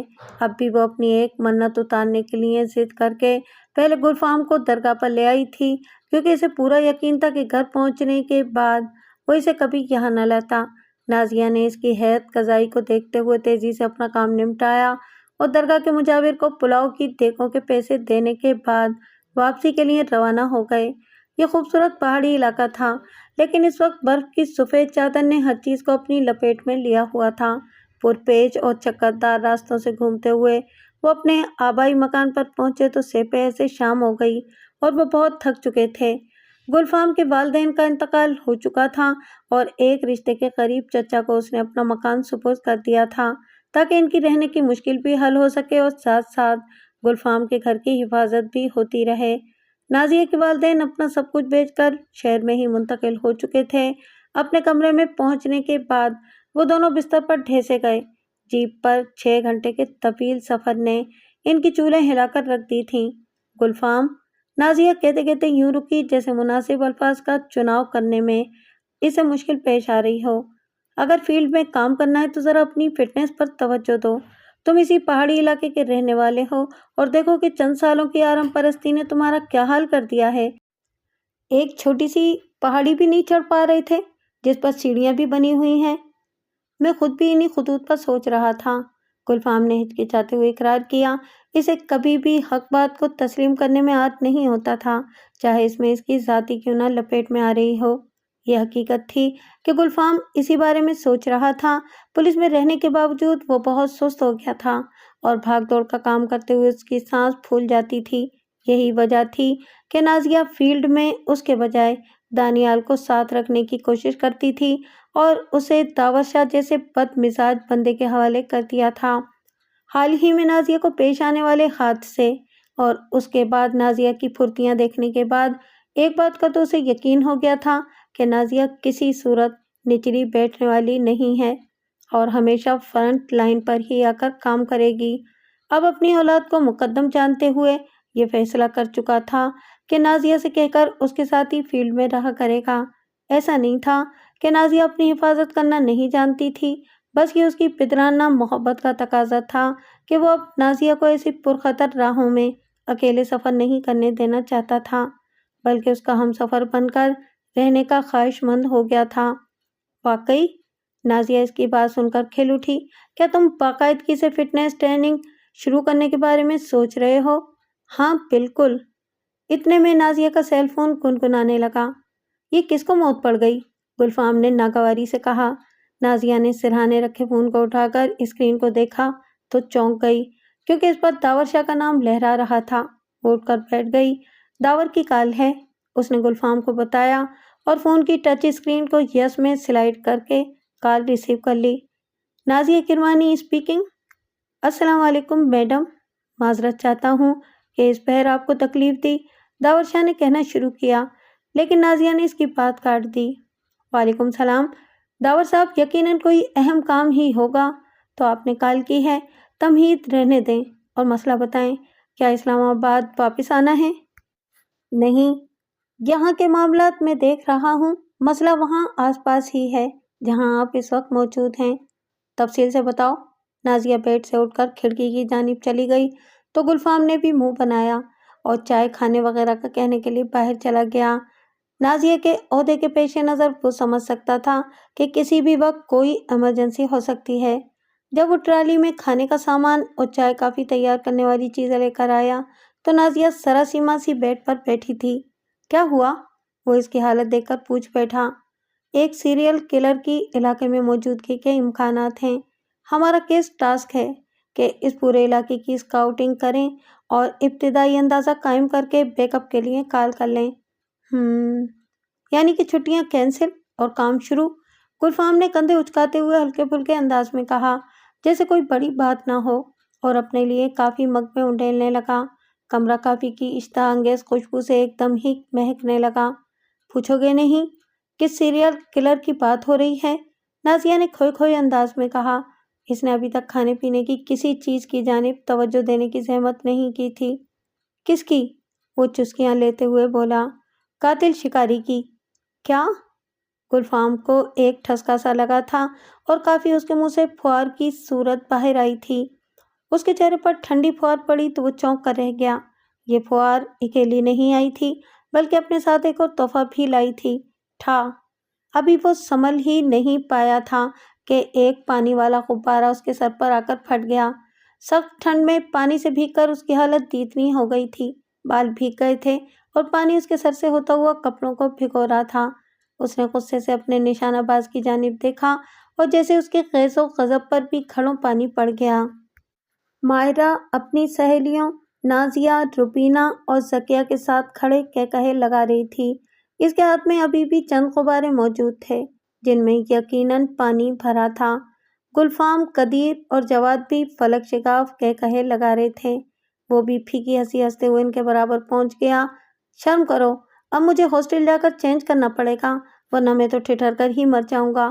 اس نے دوستوں کے گروپ کے پاس آ کر انہیں شرم دلانے کی ناکام کوشش کرتے ہوئے کہا، ہاں ہاں جا کر چینج کر لو، یہ نہ ہو کہ محبت میں مرنے کے بجائے سردی سے مر جاؤ۔ نازیہ نے کھلکھلاتے ہوئے کہا۔ نازی کی بچی، وہ دانت پیستے ہوئے بولا، مجھے پورا یقین ہے کہ یہ تمہاری شرارت ہے۔ ہاں ہاں ہاں، قسم لے لو جو میں نے کچھ کیا ہو۔ نازیہ اس کے مصنوعی غصے کو نظر انداز کرتے ہوئے بولی، میں نے تو بس اتنا کہا تھا مائرہ سے کہ اگر اس سوچتے فلسفی پر پانی کا غبارہ پھینک دو تو آج کا ڈنر میری طرف سے۔ سبھی جانتے تھے کہ مائرہ کی کسی بات کا جاوید برا مان ہی نہیں سکتا تھا، اس لیے اپنی ہر شرارت اس کے کھاتے میں ڈال کر تماشا دیکھتے تھے۔ مائرہ بھی کسی بات کا انکار یا اقرار نہیں کرتی تھی، بس جاوید کی حالت دیکھ کر چپکے مسکراتی رہتی تھی۔ ارے واہ، یونیورسٹی کا ٹائم تو ختم ہی ہونے والا ہے، تو چلیں پھر کبابش پر؟ گلفام نے سوال کم اور اعلان زیادہ کرتے ہوئے کہا۔ نہ بابا نہ، میں تو نہیں جانے والی، روبینہ نے ہاتھ کھڑے کرتے ہوئے کہا۔ کیوں، تم بھی قاتل شکاری کی افواہوں سے خوفزدہ ہو؟ مائرہ نے اپنی کاجل بھری بڑی بڑی آنکھوں میں سارے جہان کی حیرت سموتے ہوئے پوچھا۔ یہ افواہیں نہیں ہیں، شہر میں واقعی ایسا کوئی قاتل موجود ہے، بس ہم تک پراپر اطلاعات نہیں پہنچ رہی تاکہ یونیورسٹی میں ہراس کی فضا قائم نہ ہو جائے۔ جواد نے اپنی معلومات چھاڑی۔ اللہ میری توبہ، میں تو پھر کہیں نہیں جا رہی، بلکہ میں تو سوچ رہی ہوں کہ اگلے ہفتے جانے والے تفریحی ٹور سے بھی اپنا نام کینسل کرا دوں۔ روبینہ تو خوفزدہ تھی ہی، ان کی باتیں سن کر ذکیہ نے بھی اعلان کر دیا۔ ہاں جی، تاکہ ہم سب یہاں سے دور ہوں اور وہ شکاری آ کر تمہارے جسم میں خنجر سے سوراخ کر جائے۔ نازیہ نے اس کو اپنے مطلب کے لیے مزید ڈرایا۔ اف، اب کیا کروں؟ ذکیہ نے سر پکڑتے ہوئے کہا۔ فی الحال تو ابھی کا سوچو، گلفام نے بیچ بچاؤ کرانے کی کوشش کرتے ہوئے کہا۔ ہم لوگ اگر ساتھ رہیں گے تو کوئی مائی کا لال ہمارا کچھ نہیں بگاڑ سکتا، اور جب میں پولیس میں جاؤں گا تو اس قاتل شکاری کو میں ہی پکڑوں گا۔ بہت چالاک ہے یہ، اور ہماری پولیس کے بس کا روک تو لگتا ہی نہیں ہے۔ تم نے بھی تو پولیس فورس میں جا کر ہماری پولیس ہی بن جانا ہے۔ میں بتا رہی ہوں نازی، اگر یہ موٹا ہو جائے تو بے شک اسے چھوڑ کر کسی سلم اسمارٹ سے شادی کر لینا۔ مائرہ نے نازیہ کو گلفام سے خبردار کرتے ہوئے کہا۔ ہاں ہاں، میں ہوں نا، جواد نے سینہ چوڑا کرتے ہوئے کہا۔ اس بات پر فلک شگاف کہے پڑے، کیونکہ جواد کا نہ صرف قد چھوٹا تھا بلکہ وزن زیادہ ہونے کے سبب وہ ان دوستوں کے گروپ کا گول گپا بھی مشہور تھا۔ چل میرے بھائی، یہ تو سارا دن ایسی ہی باتیں کرتے رہیں گے، گلفام نے جاوید سے مخاطب ہوتے ہوئے کہا۔ کہیں تجھے ٹھنڈیانی جانے سے پہلے ہی ٹھنڈ نہ لگ جائے اور کمراٹ ویلی میں تو ڈبل نمونیے کے مزے لیتا ہوا بالکل ہی ویلا رہے۔ واہ بھائی واہ، شکل اس کی قدیر سے ملتی اور بھائی تو بنا پھرتا ہے اس کا، جواد نے ٹکڑا لگایا۔ گلفام واقعی جاوید کا خیال رکھتا تھا، وہ اسے ہاسٹل لے گیا، پھر اچانک ہی منظر بدل گیا تھا۔ خوشیوں بھری محفل کو کسی بدخواہ نظر لگ گئی تھی۔ جہاں پہلے خوشیاں کہے لگاتی تھیں، وہاں اب غم و الم کی برسات کا عالم تھا۔ اس کی آنکھ ایک پہاڑی کھو میں کھلی تھی، اس کے ہاتھ خون آلود ہو رہے تھے، اس کے ساتھ ہی مائرہ پڑی تھی جس کا جسم زخم ہو رہا تھا۔ کیا ہوا؟ اس نے آنکھیں پھاڑ کر دیکھنے کی کوشش کرتے ہوئے کہا۔ غار میں روشنی صرف دہانے سے ہی آ رہی تھی اور یہ دیکھنے کے لیے ناکافی تھی۔ مائرہ کا کوئی جواب نہ آنے پر اس نے اسے جھنجھوڑ ڈالنے کی کوشش کی تو اس کا سرد بدن ڈھلک سا گیا، وہ کانپ کر رہ گیا، کیونکہ مائرہ کی بے نور آنکھیں اور سرد وجود یہ بتانے کے لیے کافی تھا کہ وہ اب اس دنیا میں نہیں رہی۔ اس نے کھڑے ہونے کی کوشش کی تو چکرا کر رہ گیا، اس کے سر میں شدید درد ہو رہا تھا، وہ آہستہ آہستہ قدم اٹھاتے ہوئے دہانے کی جانب بڑھا۔ کوئی ہے؟ اس نے صدا لگائی، اپنی ہی آواز کی باز گشت اسے سنائی دی تھی۔ کوئی نہیں تھا جو اسے پلٹ کر جواب دیتا۔ پلیز کوئی میری مدد کرو، اس نے دہانے کے پاس پہنچ کر آواز لگائی، لیکن وہ اتنی اونچی نہیں تھی کہ اسے کوئی سن پاتا۔ اس کے بدن سے تو توانائی جیسے کسی نے نچوڑ لی تھی۔ جاوید، جاوید کہاں ہو؟ باہر سے آتی چند آوازوں نے اس کا حوصلہ مہمیز کر دیا تھا۔ وہ باہر نکلا تو اسے اپنے دوست کافی فاصلے پر نظر آئے۔ میں یہاں ہوں، وہ اپنی پوری ہمت مجتمع کر کے چلایا۔ غالباً یہ گلفام ہی تھا جس نے اسے دیکھ لیا تھا۔ وہ تیزی سے دوڑتا ہوا اس کی جانب آ رہا تھا۔ رکو، وہیں رکو، شاید وہ چیخ کر یہی کہنے کی کوشش کر رہا تھا۔ جاوید نے ایک قدم آگے بڑھایا اور پھر جیسے اس کے قدموں تلے سے زمین ہی نکل گئی۔ وہ ایک کھائی کے کگر پر تھا، لیکن نیچے دیکھنے کے بجائے اس کی توجہ اپنے دوستوں کی جانب تھی۔ گلفام کی بات کو نظر انداز کر کے وہ لڑکتا ہی چلا گیا تھا، کسی اندھی کھائی میں یا پھر موت کی وادی میں۔ وہ ایک جھٹکے سے بیدار ہو گیا۔ آج کے خواب نے ماضی کی بہت سی دھند صاف کر دی تھی۔ سخت سردی میں بھی اس کا بدن پسینے سے بھیگا ہوا تھا، اس کا چہرہ بھیگا ہوا تھا، آنسوؤں کے ساتھ ساتھ غم بھی جیسے اس کے چہرے سے ٹپک رہا تھا۔ مار ڈالا ظالم نے، میرے بابا کو بھی مار ڈالا، قدیر خان سسکتے ہوئے بولا۔ قاتل شکاری کا اگلا شکار کوئی اور نہیں بلکہ علاقے کی معزز شخصیت نصیر خان تھا۔ اس کی لاش کو بھی بھیڑیوں نے بھگوڑنے کی کوشش کی تھی، لیکن اس کے بیٹے قدیر خان کی بروقت مداخلت نے انہیں بھاگنے پر مجبور کر دیا تھا۔ ارے میرا باپ تو چلنے پھرنے سے بھی عاجز تھا، پھر کیوں یہ ظلم کر ڈالا؟ قدیر کسی نوعمر بچے کی طرح بلک بلک کر رو رہا تھا۔ اس نے سر پر گرم اونی ٹوپی اوڑھ رکھی تھی اور جسم پر قیمتی لیدر جیکٹ موجود تھی۔ گلفام نے آگے بڑھ کر اسے سینے سے لگا لیا۔ کچھ دیر تک تو وہ ایسے ہی اسے پیچھے رکھا تاکہ وہ رو کر اپنے دل کا سارا غبار نکال سکے۔ نازیہ اور گلفام اپنی تفتیش کرتے پھر رہے تھے کہ نصیر خان والے واقعے کی رپورٹ انہیں ملی۔ قدیر نے چونک کر بروقت مداخلت کر لی تھی، اس لیے ابتدائی تفتیش سے ہی یہ بات ثابت ہو گئی تھی کہ نصیر خان کو کسی تیز دھار خنجر کی مدد سے زخمی کر کے ہلاک کیا گیا ہے۔ قدیر نے پوسٹ مارٹم کرانے سے انکار کر دیا تھا۔ وہ اپنے باپ کی لاش کی مزید بے حرمتی برداشت کرنے پر قطعاً تیار نہیں تھا۔ نصیر خان پہلے ہی ایک ٹانگ سے معذور تھا، پھر ایک اور حادثے میں جب اپنی دوسری ٹانگ توڑوا کر مستقل طور پر ہی بستر پر لیٹ گیا تو قدیر کو اپنی تعلیم کا سلسلہ منقطع کرنا پڑا۔ ویسے بھی قدیر کا اپنے والد کے سوا دنیا میں کوئی نہ تھا۔ وہ ایسے موقع پر منہ پھیر لیتا تو اس کے باپ کا کوئی پرسان حال نہ رہتا۔ یونیورسٹی کے سبھی دوستوں نے قدیر کی اس قربانی کو سراہا تھا اور ہمیشہ والدین کی عزت کے حوالے سے بات ہونے پر اس کا حوالہ دیا کرتے تھے۔ آج نصیر خان کی موت کی چوتھا دن تھا۔ تدفین اور دیگر رسومات وغیرہ کی ادائیگی کے بعد بیشتر لوگ جا چکے تھے۔ گلفام اور نازیہ تفتیش کی غرض سے آئے تھے، لیکن قدیر پرانے دوستوں کی صورت دیکھ کر خود پر قابو نہ رکھ پایا اور پھوٹ پھوٹ کر رو دیا۔ اللہ ان کے درجات بلند کرے، آمین۔ دعائے مغفرت کے بعد گلفام نے کہا۔ نازیہ چپ کر کے ایک جانب بیٹھی ہونٹ کاٹ رہی تھی۔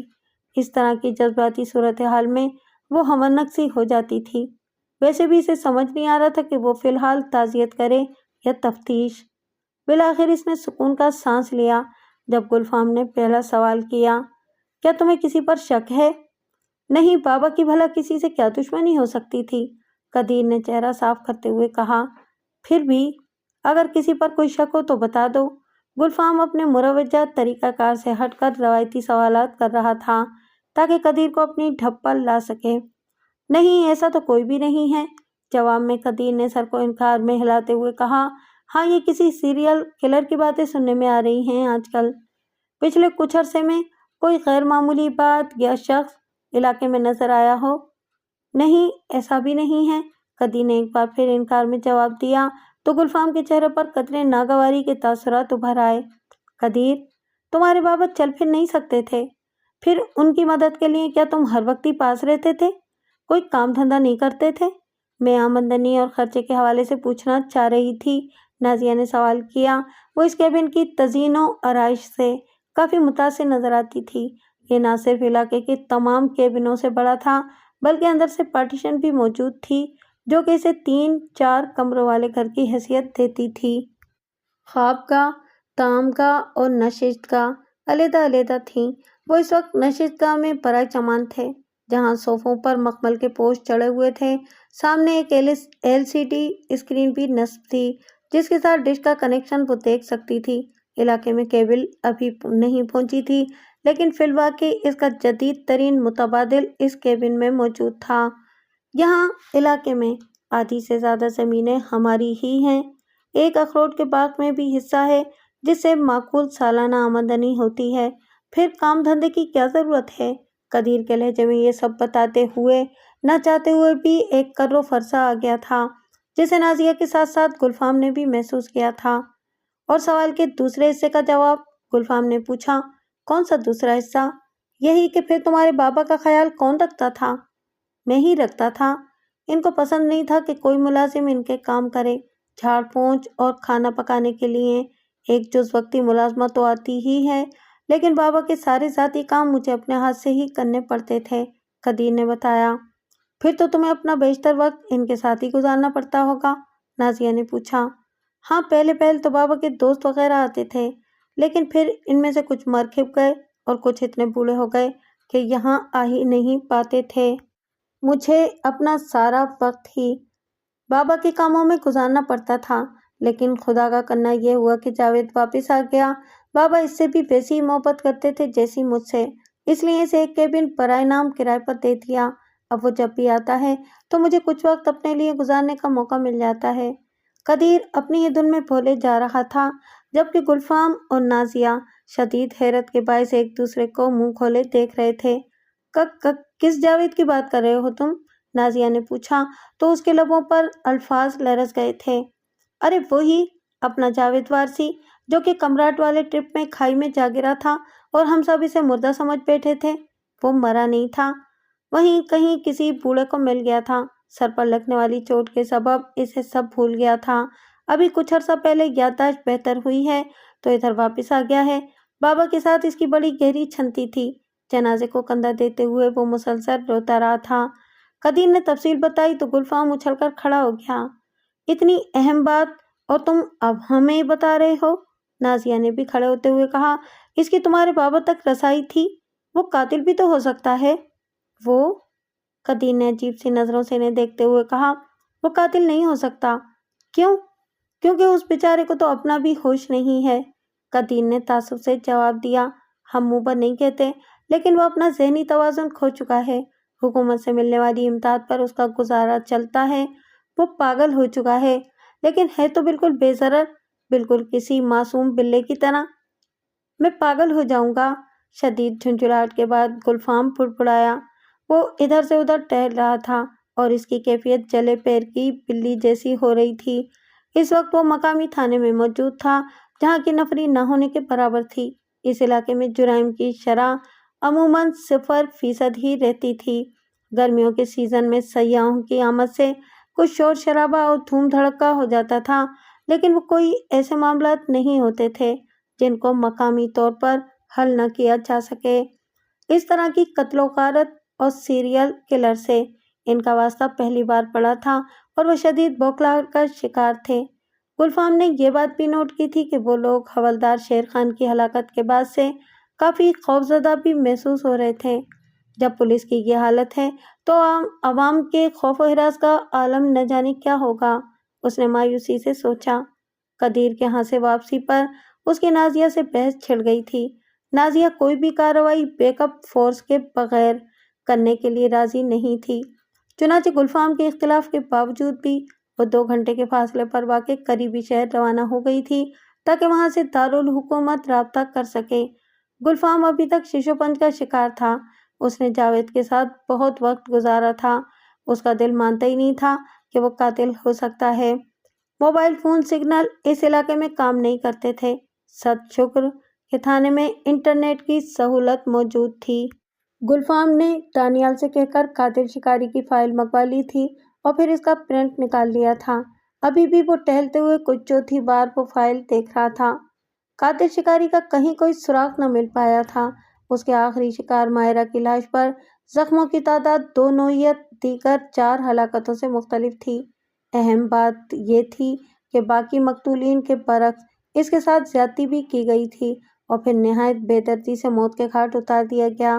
جاوید نامی ایک فیلو اسٹوڈنٹ پر اس بات کا شک تھا کہ وہ قاتل شکاری ہو سکتا ہے، کیونکہ ایک حادثے میں ہونے والی موت کے بعد سے قتل و غارت کا یہ سلسلہ رک گیا تھا۔ Case closed. گلفام نے فائل کی آخری لائنیں پڑھ کر فائل میز پر پٹک دی۔ اس کا دل ابھی تک جاوید کو مجرم تسلیم کرنے سے انکاری تھا۔ جب پہلی بار وہ ہاسٹل میں ملا تھا تو کسی معصوم بلونگڑے کی طرح خوفزدہ تھا۔ اس کا قد کاٹ گلفام سے بھی نکلتا ہوا تھا، لیکن دبی دبی شخصیت نے اس کی ساری وجاہت ماند کر کے رکھ دی تھی۔ ہاسٹل اور پھر یونیورسٹی میں ان کا تعلق دوستوں سے بڑھ کر بھائیوں والا ہو گیا تھا۔ تم نازی سے جتنی محبت کرتے ہو اس کو پرپوز کر دو، ورنہ اتنی اچھی لڑکی کو کوئی اور لے اڑے گا۔ جاوید نے پہلی بار اسے کسی معاملے میں پہل کرنے کا کہا تھا، ورنہ عموماً گلفام ہی اسے کھینچ کھانچ کر ہر جگہ لے جاتا تھا۔ میرے بھائی نے کہا ہے تو یہ کام تو اب جلد ہی کرنا پڑے گا، گلفام نے ہنستے ہوئے کہا تھا، لیکن وہ جاوید کی بات پر واقعی سنجیدہ ہو گیا تھا۔ تم بھی ماہرہ سے اقرار محبت کروا لو، ورنہ اس کی ڈولی کو کندھا دیتے پھرو گے۔ اس بات پر جاوید نے زخمی نگاہوں سے گلفام کی جانب دیکھا، لیکن وہ جانتا تھا کہ اس کے دل میں کوئی بغض نہیں ہے، وہ بس دل لگی ہی کر رہا ہے۔ وہ میری ہے اور ہمیشہ میری ہی رہے گی، اس کی ہر سانس پر میرا ہی حق ہے، اس کی زبان سے کہلوانے کی کیا ضرورت ہے؟ جاوید نے ٹھہرے ٹھہرے لہجے میں کہا، تو محبت اس کے ہر لفظ سے پھوٹتی ہوئی محسوس ہو رہی تھی۔ بھائی واہ، میرا بھائی تو شاعر ہی ہو گیا، گلفام نے سر دھنتے ہوئے کہا۔ جب ان کا تفریحی ٹرپ ٹھنڈیانی پہنچا تو سب نے ہی دل کھول کر تفریح کی تھی۔ برف باری ہوئے ایک دن ہو چکا تھا، اس لیے سب نے مل کر اسنو مین بنائے اور برف کے گولے مار کر ایک دوسرے سے اپنے بدلے چکائے۔ جاوید نے جتنے پانی والے غبارے کھائے تھے، اس سے دگنے نازیہ اور ماہرہ کو مارے۔ اس کا نشانہ بڑا پکا تھا اور پھرتیلا وہ اتنا ثابت ہوا کہ جب تک سب لڑکوں نے اسے قابو کر کے برف پر نہ لٹا دیا، تب تک لڑکیاں اسے ایک گولہ بھی مارنے میں کامیاب نہ ہو سکیں۔ ٹھنڈیانی سے وہ لوگ سپہر میں ہی وادی کمراٹ کی جانب روانہ ہو گئے تھے۔ راستہ بہت کٹھن تھا، لیکن اس عرضی جنت کے نظارے دیکھ کر وہ اپنی ساری تھکن بھلا چکے تھے۔ یہ علاقہ ابھی تک عام سیاحوں کی پہنچ میں نہیں آیا تھا، اس لیے فطرت اپنی تمام تر خوبصورتی کے ساتھ ہی وہاں پر جلوہ گر تھی۔ ایک مشکل یہ تھی کہ وہاں پر کوئی آؤٹ کلاس قسم کے ہوٹل موجود نہیں تھے جہاں قیام کیا جا سکتا، چنانچہ کلاس کی لڑکیوں کے لیے وہاں ہوٹل کے نام پر بنے لکڑی کے کیبن کرائے پر لے لیے گئے، جبکہ لڑکوں نے کیمپ لگانے کا فیصلہ کیا تھا۔ خیمے لگانے کے بعد وہ الاؤ روشن کر کے بیٹھ گئے۔ بجلی، موبائل فون اور جدید دنیا کی تمام سہولیات سے کٹ کر اس رات انہوں نے خوشی کے جو نغمے گائے تھے وہ آج بھی ذہن کے نہا خانوں میں زندگی کی حسین ترین یادوں کے طور پر محفوظ تھے۔ جاوید، قدیر اور گلفام نے اس رات الاؤ کے گرد تالیوں کی تھاپ پر اپنے علاقے کا مخصوص رقص بھی کیا تھا۔ ماہرہ نے اس رات لائٹ پرپل رنگ کا لباس پہنا تھا، کانوں میں چاندی کے جھمکے اور سر پر سترنگی دوپٹہ اوڑھے وہ خوشی سے تالیاں بجا رہی تھی۔ جاوید بہت زیادہ خوش تھا۔ رات سونے سے پہلے چائے پیتے ہوئے اس نے گلفام کو بتایا تھا کہ ماہرہ نے اسے اپنے گھر پیغام بھیجنے کو کہا ہے۔ یاہو! گلفام بھی اس خبر پر بے حد خوش ہوا اور مبارکباد دی تھی۔ اس حسین رات کی صبح بڑی ہی بھیانک ثابت ہوئی تھی۔ صبح جب یہ سب لوگ بیدار ہوئے تو کیمپ سے ماہرہ اور جاوید غائب تھے۔ ان کی ڈھونڈیاں مچ گئی، لیکن تلاش بیکار ثابت ہوئی۔ گلفام دیگر دوستوں کے ساتھ مل کر ان دونوں کو آوازیں دیتا اور تلاش کرتا پھر رہا تھا۔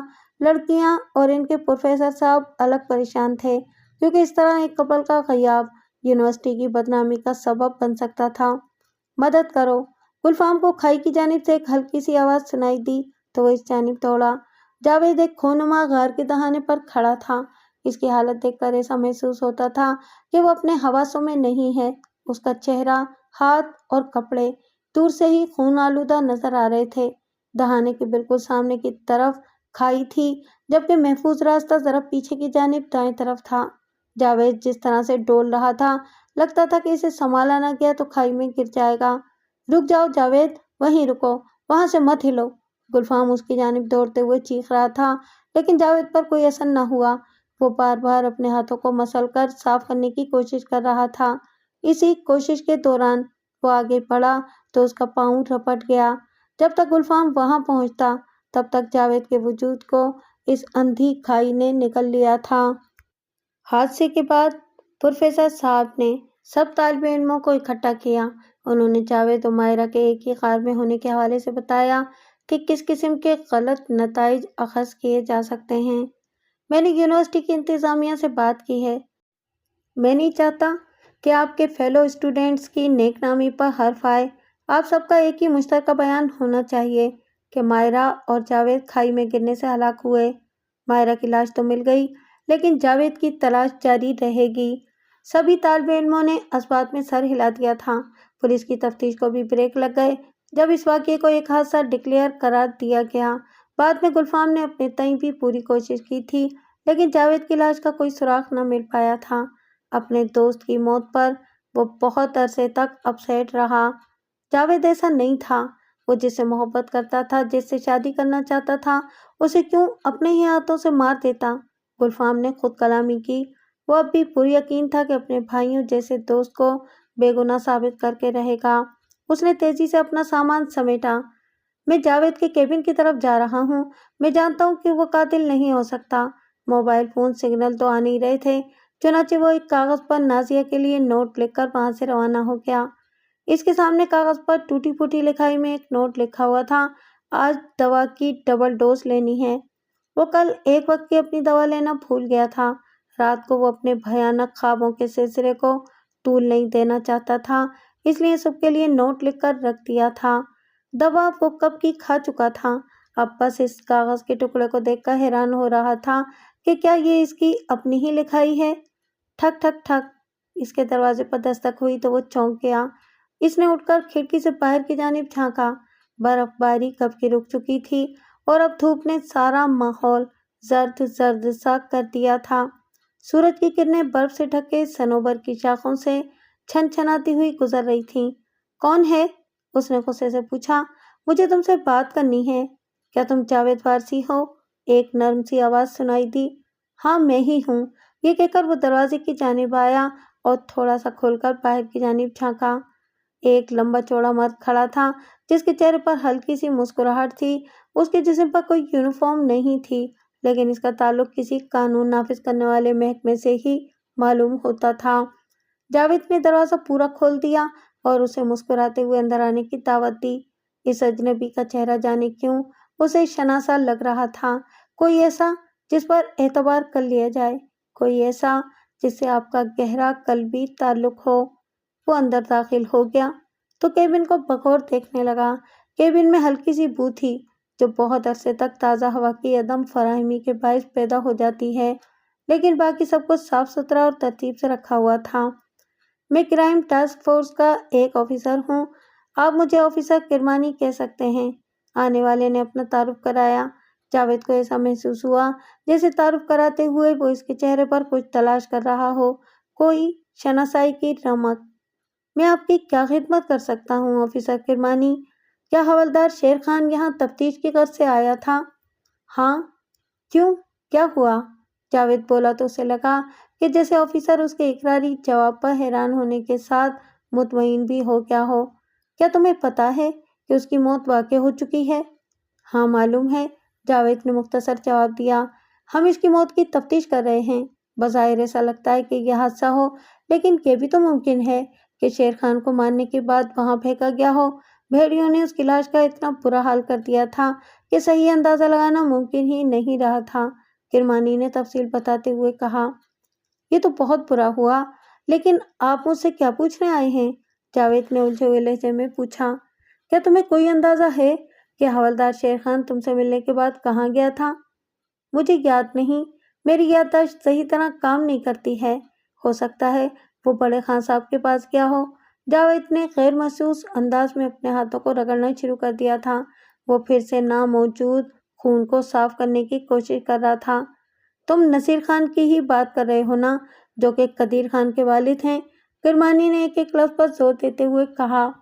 ہاں وہی، بڑے اچھے انسان ہیں، مجھے یہ کیبن انہوں نے ہی کرائے پر دے رکھا ہے، جاوید نے کہا تو کرمانی کے چہرے پر الجھن کے آثار نظر آنے لگے۔ تم جانتے ہو نا کہ ان کا چند دن پہلے انتقال ہو چکا ہے، کرمانی بولا۔ جاوید کا یہ اطلاع سن کر چہرہ دھواں دھواں ہو گیا۔ یکلگتی اسے یاد آیا تھا کہ وہ اپنے ہاتھوں سے نصیر خان کو قبر میں اتار کر آیا تھا۔ اسے پرانی باتیں بھی یاد آنے لگی تھیں۔ کرمانی اس کی حالت دیکھ رہا تھا کہ جاوید اس کی پرواہ کیے بغیر ہی اپنے ہاتھوں کو پتلون سے رگڑ رہا تھا۔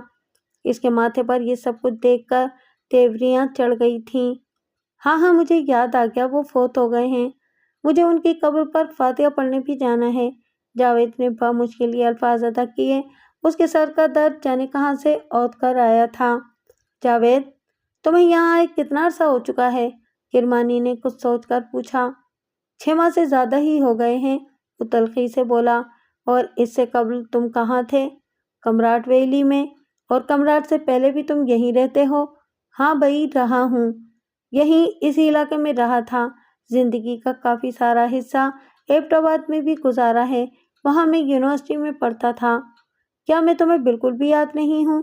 آفیسر نے بھرائی ہوئی آواز میں پوچھا، جو کہ گلفام کرمانی تھا۔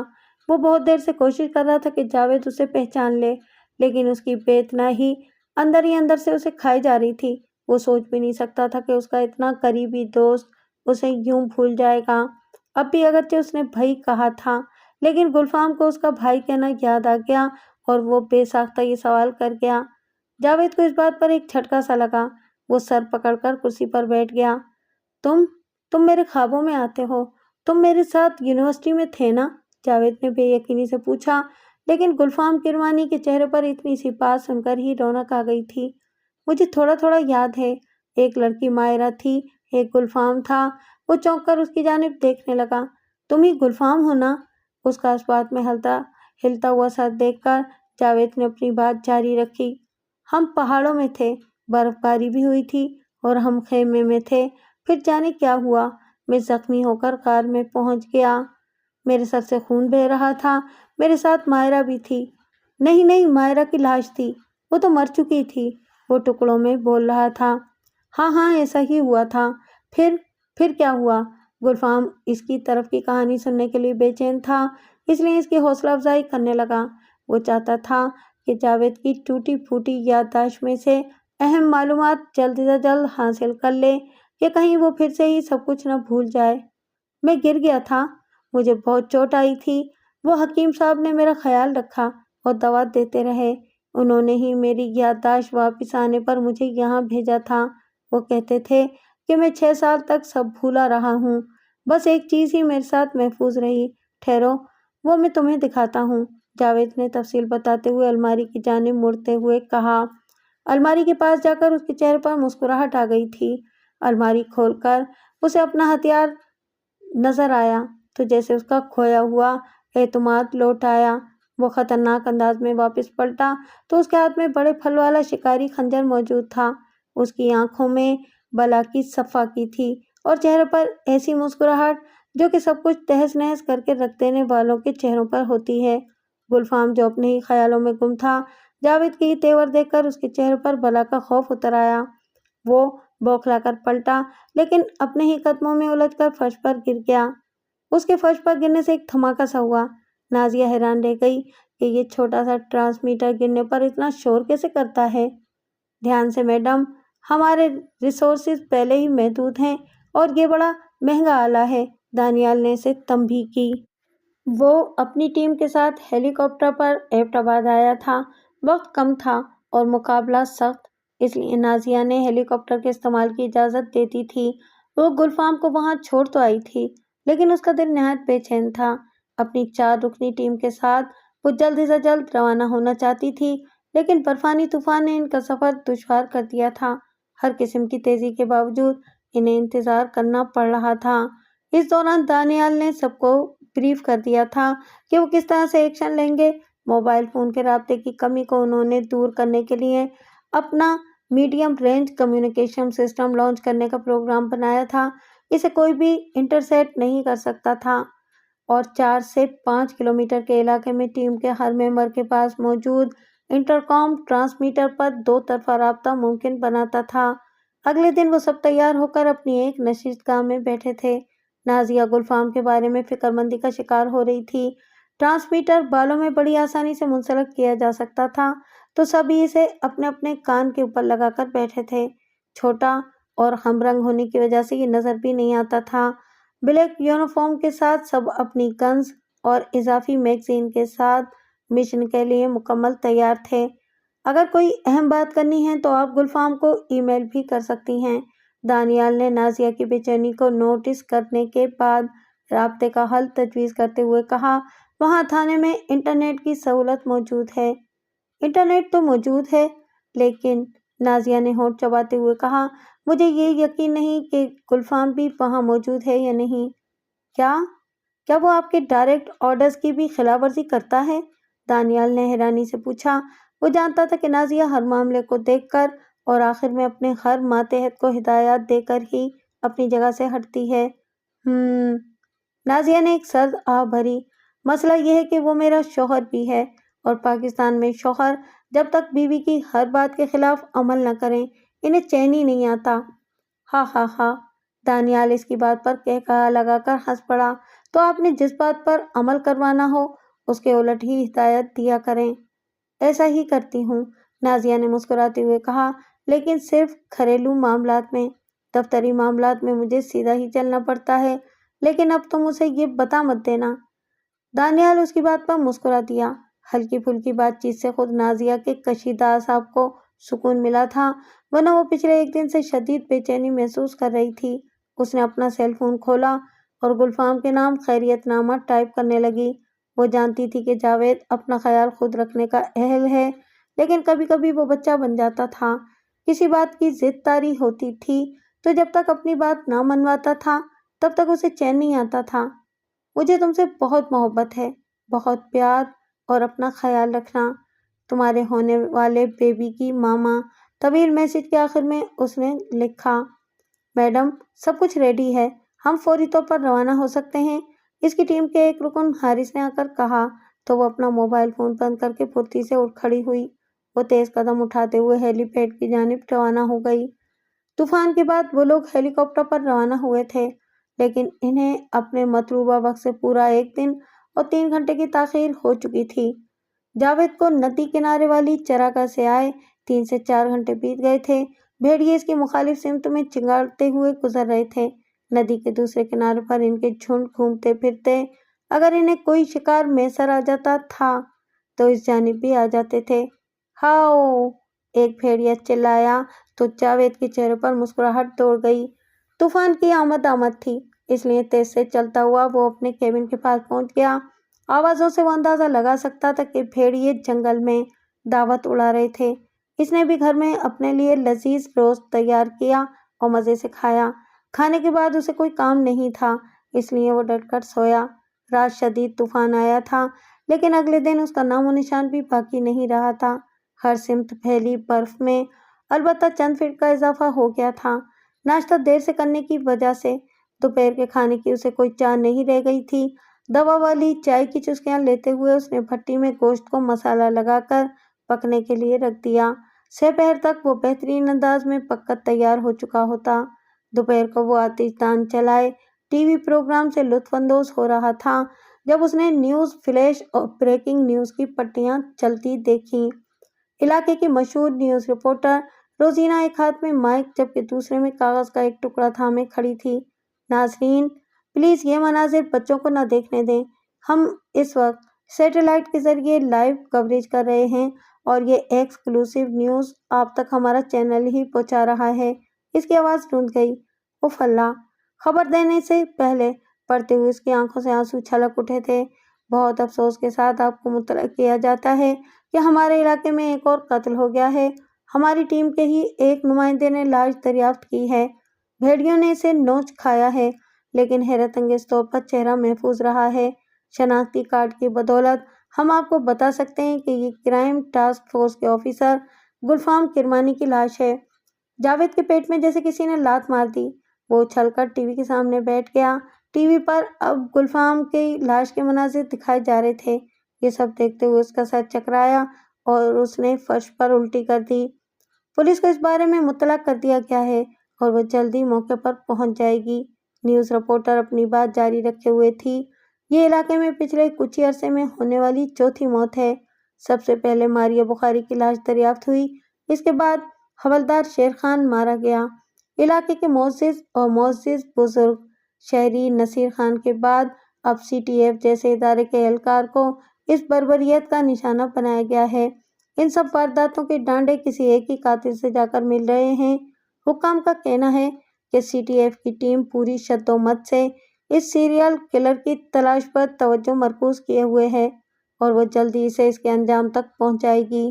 اس کے بعد وہ جائے واردات کے مناظر پھر سے دکھانے لگی۔ جاوید کے سر میں شدت سے دھماکے ہو رہے تھے، کن پٹیوں پر کوئی پوری شدت کے ساتھ ٹھوکریں مار رہا تھا۔ اس کا دل پسلیاں توڑ کر باہر آنے کے لیے آمادہ تھا۔ اس کے ذہن میں پوری شدت کے ساتھ لاشوں اور گوشت کے ٹکڑوں کے مناظر گھوم رہے تھے۔ میرا بھائی، میرا بھائی! وہ پوری شدت سے چلا اٹھا اور باہر کی جانب بھاگا۔ نہ جانے کون سی قوت تھی جو اسے دوڑائے جا رہی تھی۔ حارث کو نازیہ نے فوراً ہی مقامی تھانے کی جانب دوڑا دیا تھا۔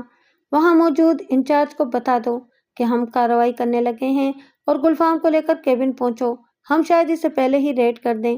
وہ تیزی سے ہدایات دینے لگی۔ ندی کے کنارے والی چراگاہ میں ہموار سطح دستیاب تھی۔ ان کے ہیلی کاپٹر نے وہیں لینڈ کیا تھا۔ سیاہ چست یونیفارم میں ملبوس اس کے ٹیم ممبر سفید برف پر واضح نظر آ رہے تھے۔ یہ سیاہ لباس دن میں چھاپا مارنے کے لیے قطعی نامناسب ہے۔ حارث کے روانہ ہونے کے بعد نازیہ تنقیدی نگاہوں سے جائزہ لیتے ہوئے بولی، دانیال، مجھے ہیڈ کوارٹر واپس جا کر یاد کرانا، اس معاملے میں بھی اسٹریٹجی بنانے کی ضرورت ہے کہ ہمارا لباس مقام کے مطابق ہو۔ دانیال نے سر ہلا کر تائید کی۔ جاوید کا کیبن 10 سے 15 منٹ کے فاصلے پر تھا۔ وہ تیز رفتاری سے حرکت کرتے ہوئے وہاں پہنچے۔ برف کی نرم تہ پر چلنا آسان کام نہیں تھا، لیکن ان کی ایک ایک حرکت سے بھرپور ٹریننگ کا اظہار ہو رہا تھا۔ کیبن نسبتاً ترائی میں تھا۔ وہاں سے ایک پگڈنڈی نکل کر مرکزی راستے سے مل رہی تھی۔ پیچھے اور سائڈ کی جانب سے وہ چراگاہ سے ملا ہوا تھا، جس کو عبور کر کے وہ وہاں تک پہنچے تھے۔ اسی چراگاہ کو پار کر کے ندی تھی اور پھر سنوبر و دیودار کے درختوں کا جنگل شروع ہو جاتا تھا۔ کیبن کے اطراف میں بھی چند درخت موجود تھے۔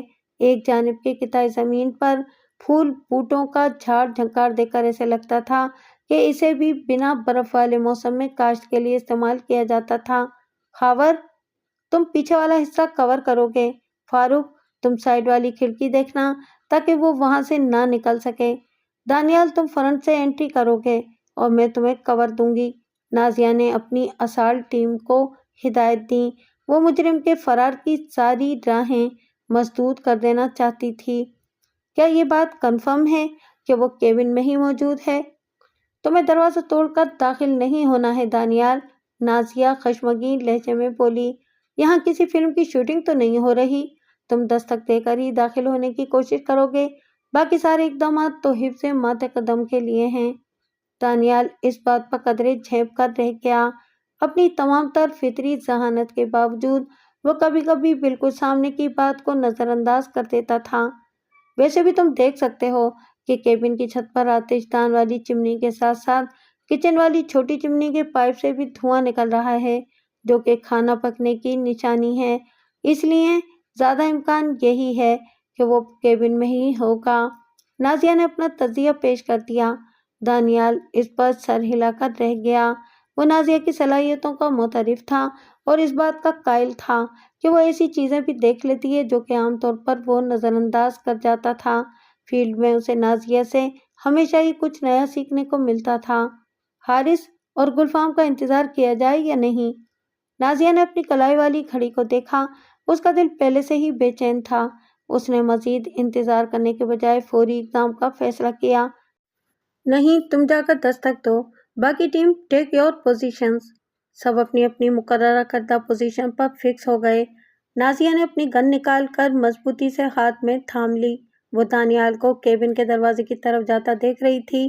خاور اور فاروق اس کی نظروں سے اوجھل ہو گئے تھے، لیکن انٹرکام ٹرانسمیٹر پر ان کا رابطہ قائم تھا۔ آل رائٹ، دانیال انٹر ہونے لگا ہے، وہ بولی۔ دانیال نے ٹین کے دروازے پر دستک دی تو کوئی جواب نہ آیا۔ وہ اسے کھلا ہوا محسوس ہو رہا تھا۔ دانیال نے آہستگی سے اس کے پٹ کو کھولا تو دروازہ بآسانی کھلتا چلا گیا۔ ایزی دانیال، دروازہ کھلا ہونا مجرم کی کوئی چال بھی ہو سکتی ہے۔ اندر داخل ہونے سے پہلے اچھی طرح تسلی کر لینا۔ نازیہ نے صورتحال بدلتی دیکھ کر نئی ہدایات جاری کیں۔ دانیال نے دروازہ چوپٹ کھول دیا۔ اندر کا ماحول نظر آنے لگا تھا۔ نازیہ کو پہلی نظر میں کسی ذی روح کی موجودگی کے آثار نظر نہیں آ رہے تھے۔ دانیال، انٹری کرو۔ فاروق اینڈ خاور، اپنی پوزیشن پر ہی رہو۔ मुजरिम हमें फ्रंट पर मसरूफ देखकर कहीं से भी फरार हो सकता है। ये कहकर वो आगे बढ़ गई। वो दानियाल को ज़्यादा बेहतर कवर देना चाहती थी। दानियाल अंदर दाखिल हुआ तो छोटे से केबिन का जायज़ा फौरी तौर पर ही मुकम्मल कर लिया। वहाँ इसके अलावा कोई जी नफस नहीं था। टीवी पर कोई न्यूज़ चल रही थी और वहीं सामने ही किसी ने केक की हुई थी जिसकी हल्की सी बू केबिन में रची हुई थी। ऑल क्लियर, यहाँ कोई नहीं है, दानियाल ने कहा। नाजिया तेजी के साथ केबिन में दाखिल हुई। वो एक एक चीज को बगौर देख रही थी। फर्श पर उल्टी देखकर उसने नाक सुकेड़ी। इतनी देर में उसकी निगाह टीवी पर पड़ी तो ठिठक कर रह गई। ये क्या? वो हकला कर रह गई। दानियाल ने गौर किया तो टीवी पर गुलफाम के मर्डर की रिपोर्ट चल रही थी। कोने पर लाइव के अल्फाज सुर्ख रंग में जल बुझ रहे थे। उसने आगे बढ़कर वॉल्यूम ऊंचा कर दिया। फारूक, खाबर, अंदर ही आ जाओ, वो बोला। नाजरीन, आप देख सकते हैं कि ये गुलफाम के कोई करीबी हैं जिन्होंने चाय वारदात पर आकर तबाही फैला दी है। रिपोर्टर हवास बाख्ता अंदाज में बोल रही थी। आप देख सकते हैं कि इसने आते ही लाश के बिखरे टुकड़ों को इकट्ठा करने की कोशिश शुरू कर दी थी। जाने की पुलिस ऐसे मौकों पर कहाँ मर जाती है। आखिरी जुमला उसने माइक एक साइड पर करते हुए कहा था, लेकिन इसकी बात सुनाई दे गई थी। एक शख्स दीवानावार चिल्ला रहा था और बाकी टीवी क्रू के लोग इसे संभालने की कोशिश कर रहे थे। वो इतना बिफरा हुआ था कि किसी के काबू में नहीं आ रहा था। वो थोड़ा सा थम गया जब सुर्ख टाई और ब्राउन ओवरकोट में मलबूस एक शख्स ने रिवॉल्वर निकालकर उसे धमकी दी। सांवली रंगत वाला ये क्लीन शेव रिवॉल्वर बरदार शख्स गालिबन न्यूज़ चैनल वालों का सिक्योरिटी गार्ड था। मेरा भाई, मार डाला, मेरा भाई, वो बेहंगम अंदाज में चिल्ला रहा था और अल्फाज टूट टूट कर उसके मुंह से निकल रहे थे। नाजिया देख सकती थी कि वो जावेद था। वो वहीं कुर्सी पर ढेसी गई। इसके बदन की सारी तवानाई जैसे किसी ने निचोड़ ली थी। कुछ बुरा होने का जो एहसास था अब निगाहों के सामने आ गया था। इसके साथियों को भी अंदाजा हो गया था कि इस पर क्या कयामत गुजर गई है, लेकिन किसी ने एक लफ्ज तक नहीं कहा। समझ ही नहीं आ रही थी कि वो इस पर क्या बोलें। खो देने का एहसास इतना शदीद था कि नाजिया का दिमाग ही सुन होकर रह गया था। दिमाग में होती साए साए में उसे कहीं कोई और आवाज़ सुनाई नहीं दे रही थी। इसे यकीन ही नहीं आ रहा था कि वो गुलफाम को हमेशा के लिए खो चुकी है। इस लोकेशन को चेक करो। कुछ देर की खामोशी के बाद नाजिया ने अपनी आंखों में उमड़ती नमी को साफ करते हुए कहा, और इस रसील शख्स को गिरफ्तार कर लो। मैं इसका अंजाम बहुत बुरा करूंगी। इसकी गिरफ्तारी के बाद अवाम में शदीद गम गुस्सा पाया जाता था और वह कातिल के भयानक अंजाम के ख्वाहिशमंद थे। अदालती कार्रवाई नहायत तेज रफ्तारी से हुई थी और आज 4 माह बाद केस का फैसला सुनाया जाना था। ये केस आम पुलिस के पास होता तो वह अब तक पुलिस मुकाबले में मारा जा चुका होता, लेकिन सीटीएफ वालों ने इसे अपनी तहवील में ही रखा था। मावराए अदालत कत्ल माशरे में बढ़ती नाइंसाफ़ी के बाद फ़रोग़ पा रहे थे और आवाम का एतमाद इदारों से उठने लगा था। ऐसे में सीटीएफ वालों का इंसाफ के तकाजे पूरे करते हुए केस पूरी दयानतदारी से अदालत में लेकर जाना एक मिसाल कायम करने की ही कोशिश थी। मैं जानती हूँ कि चाहे जितनी मर्जी कोशिश कर ली जाए, लेकिन वो ज़हनी मासूर है, उसे फांसी की सज़ा नहीं मिलेगी। एक रात कबल ऑफिस से रुखसत होते वक्त उसने जब दानियाल से बात की तो उसके लहजे से ही मायूसी टपक रही थी। लेकिन मैं इसे अपनी खता भुगतते देखना चाहती हूँ। इसे किसी न किसी जगह तो बंद रखा जाएगा, चाहे पागल खाना ही क्यों ना हो। इस तरह हम इस जुनूनी को छोड़कर मजीद कत्ल गारत का निशाना तो नहीं बनेंगे ना। दानियाल ने अपनी राय दी। क्या इतनी सज़ा काफ़ी है? नाजिया के लहजे का तासुफ दिल चीर देने वाला था। यहाँ बड़े बड़े मुजरिम बाइज्जत बरी हो जाते हैं, कम से कम इसे अपने किए की कोई तो सज़ा मिलेगी, दानियाल ने कहा। नाजिया ने कुछ न कहा। गुलफाम के बाद से वो अपने वालिदैन के यहाँ ही रह रही थी, लेकिन आज वो ऑफिस से अपने घर चली गई। इसे गुलफाम की याद बहुत शिद्दत से आ रही थी। वो अपना और गुलफाम का सामान निकाल कर देखने लगी जो वापसी पर आया था, लेकिन इसने खोलने की ज़हमत ही नहीं की थी। गुलफाम का लिखा एक पर्चा उसके हाथ लगा तो इसे देखकर वो रो पड़ी। नाजिया ने अब तक बहुत हिम्मत और हौसले का सबूत दिया था और जावेद की फांसी के लिए ही केस फाइल किया था। कई लोगों ने उसके इद्दत में न बैठने पर एतराज़ किया था, लेकिन वो गुलफाम के कातिल को छोड़कर 8-9 माह के लिए एक तरफ न बैठ पाई। बेशतर वक्त वो फुल यूनिफॉर्म में ही गुजारती थी। अपनी गन भी हमेशा साथ रखती थी। वो पूरी तनदेही से अपना काम करती रही, लेकिन फैसले का दिन करीब आते आते उसकी हिम्मत जवाब देने लगी थी। اگلے دن کا سورج طلوع ہوا تو وہ آفس نہیں آئی تھی اور نہ ہی عدالت آنے کی زحمت کی تھی۔ دانیال البتہ وہاں سی ٹی ایف کی جانب سے موجود تھا۔ نازیہ کی غیر موجودگی پر اسے اچنبھا ضرور ہوا تھا۔ جاوید کا علاج چل رہا تھا اور وہ کافی بہتر دکھنے لگا تھا۔ اب ٹوٹے ٹوٹے الفاظ میں بولنے کے بجائے وہ پوری بات کرتا تھا، لیکن عموماً وہ ایسی ہی ہوتی تھی، سوال گندم اور جواب چنا۔ جاوید کو حوالدار شیر خان، نصیر خان اور ماہرہ بخاری کے علاوہ ایبٹ آباد میں ہونے والی خواتین کے قتل کا ذمہ دار بھی ٹھہرایا گیا، لیکن ناکافی ثبوتوں کی بنا پر سزا نہ دی گئی۔ عدالت تمام دلائل اور ثبوتوں کی بنا پر ملزم جاوید وارثی کو آفیسر گلفام کرمانی کا قاتل قرار دیتی ہے۔ جس خنجر سے پے در پہ وار کر کے گلفام کو قتل کیا گیا وہ جاوید کے کیبن سے ہی ملا، جس پر اس کی انگلیوں کے نشانات ثبت ہیں۔ جج نے فیصلہ سنانا شروع کیا۔ عدالت مجرم کو پھانسی کی سزا سناتی ہے۔ اس اعلان پر کمرہ عدالت میں چہمگوئیاں شروع ہو گئیں۔ میڈیا والے پھٹ پڑے اور ایک طوفان بدتمیزی برپا ہو گیا۔ Order, order! جج نے ہتھوڑا مارتے ہوئے لوگوں کو چپ کروایا۔ عدالت کا احترام ملحوظ خاطر رکھا جائے، ابھی فیصلہ مکمل نہیں ہوا۔ اس اعلان پر یکلختی خاموشی چھا گئی۔ عدالت مجرم کو پھانسی کی سزا کا مستحق سمجھتی ہے، لیکن ملک کے ایک ماہر نفسیات نے بیان دیا ہے کہ ملزم شیزوفرینیا کا مریض ہے، جو اپنے تئیں کچھ بھی سوچتا رہتا ہے اور اس پر عمل بھی کرتا رہتا ہے۔ اس کی ذہنی حالت کے پیش نظر عدالت تاحیات اس کو پاگل خانے بھیجنے کا حکم سناتی ہے۔ دانیال نے دیکھا کہ اس بات پر جاوید کے چہرے کا رنگ متغیر ہو گیا۔ پولیس جب اسے لے کے جا رہی تھی تو وہ ایک ہی لفظ بار بار بڑبڑا رہا تھا، سینا، سینا۔ اس کے الفاظ سمجھ نہیں آ رہے تھے، لیکن ان میں پکار واضح تھی۔ دانیال کو اب آفس جانا تھا، جہاں پر کچھ نئی آنے والی فرانزک رپورٹس وہ پڑھنا چاہتا تھا۔ یہ کیس بالکل صاف تھا، فیصلہ بھی ہو چکا تھا۔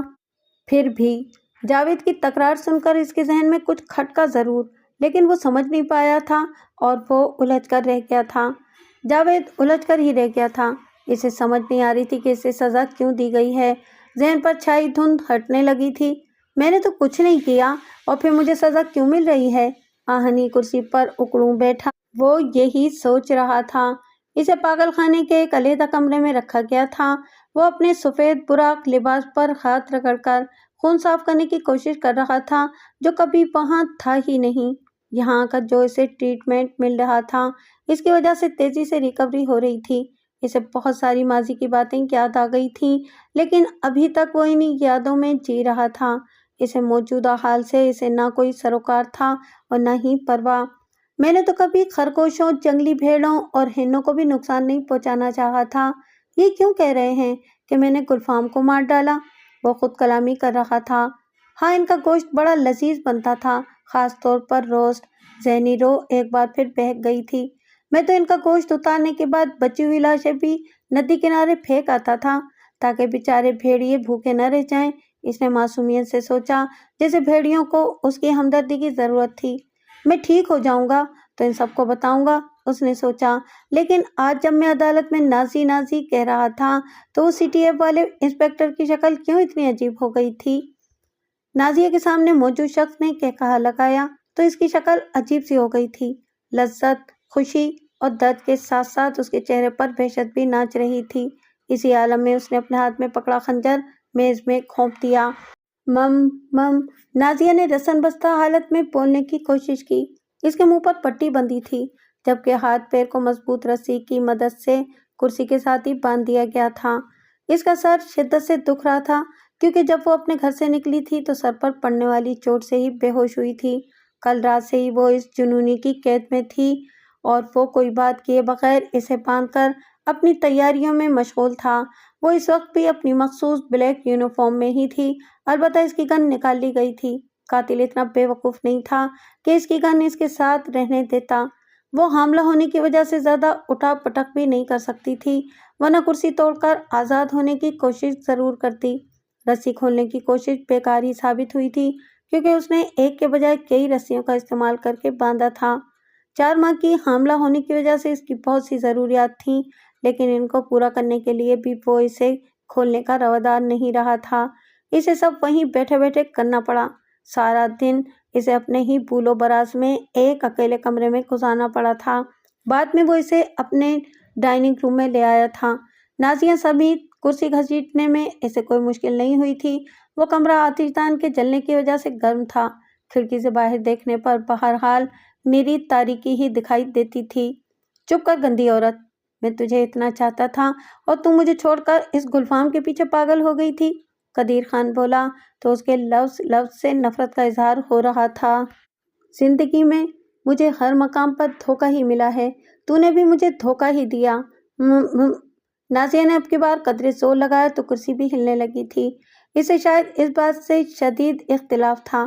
قدیر نے آگے بڑھ کر اس کے منہ سے پٹی ہٹا دی۔ ہاں بول، کیا بولنا چاہتی ہے تو کمینی؟ نازیہ کی تیز تیز سانس بحال کرنے والی آواز کے دوران وہ بولا، میرا یہاں کوئی کچھ نہیں بگاڑ سکتا۔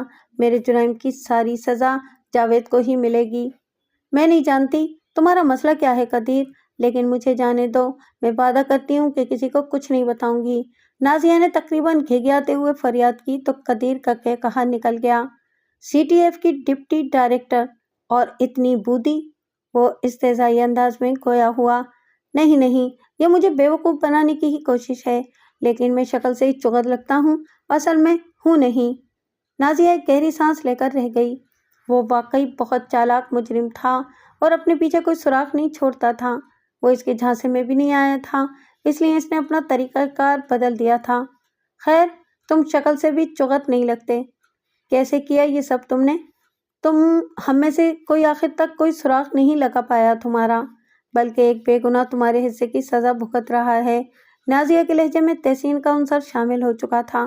وہ جانتی تھی کہ جب کوئی پیار کی مار سے نہیں مرتا تو تعریف کے جال میں ضرور پھنس جاتا ہے، اور ایک حسین عورت کے منہ سے سننے والی تعریف کسی بھی مرد کو بیوقوف بنا سکتی ہے۔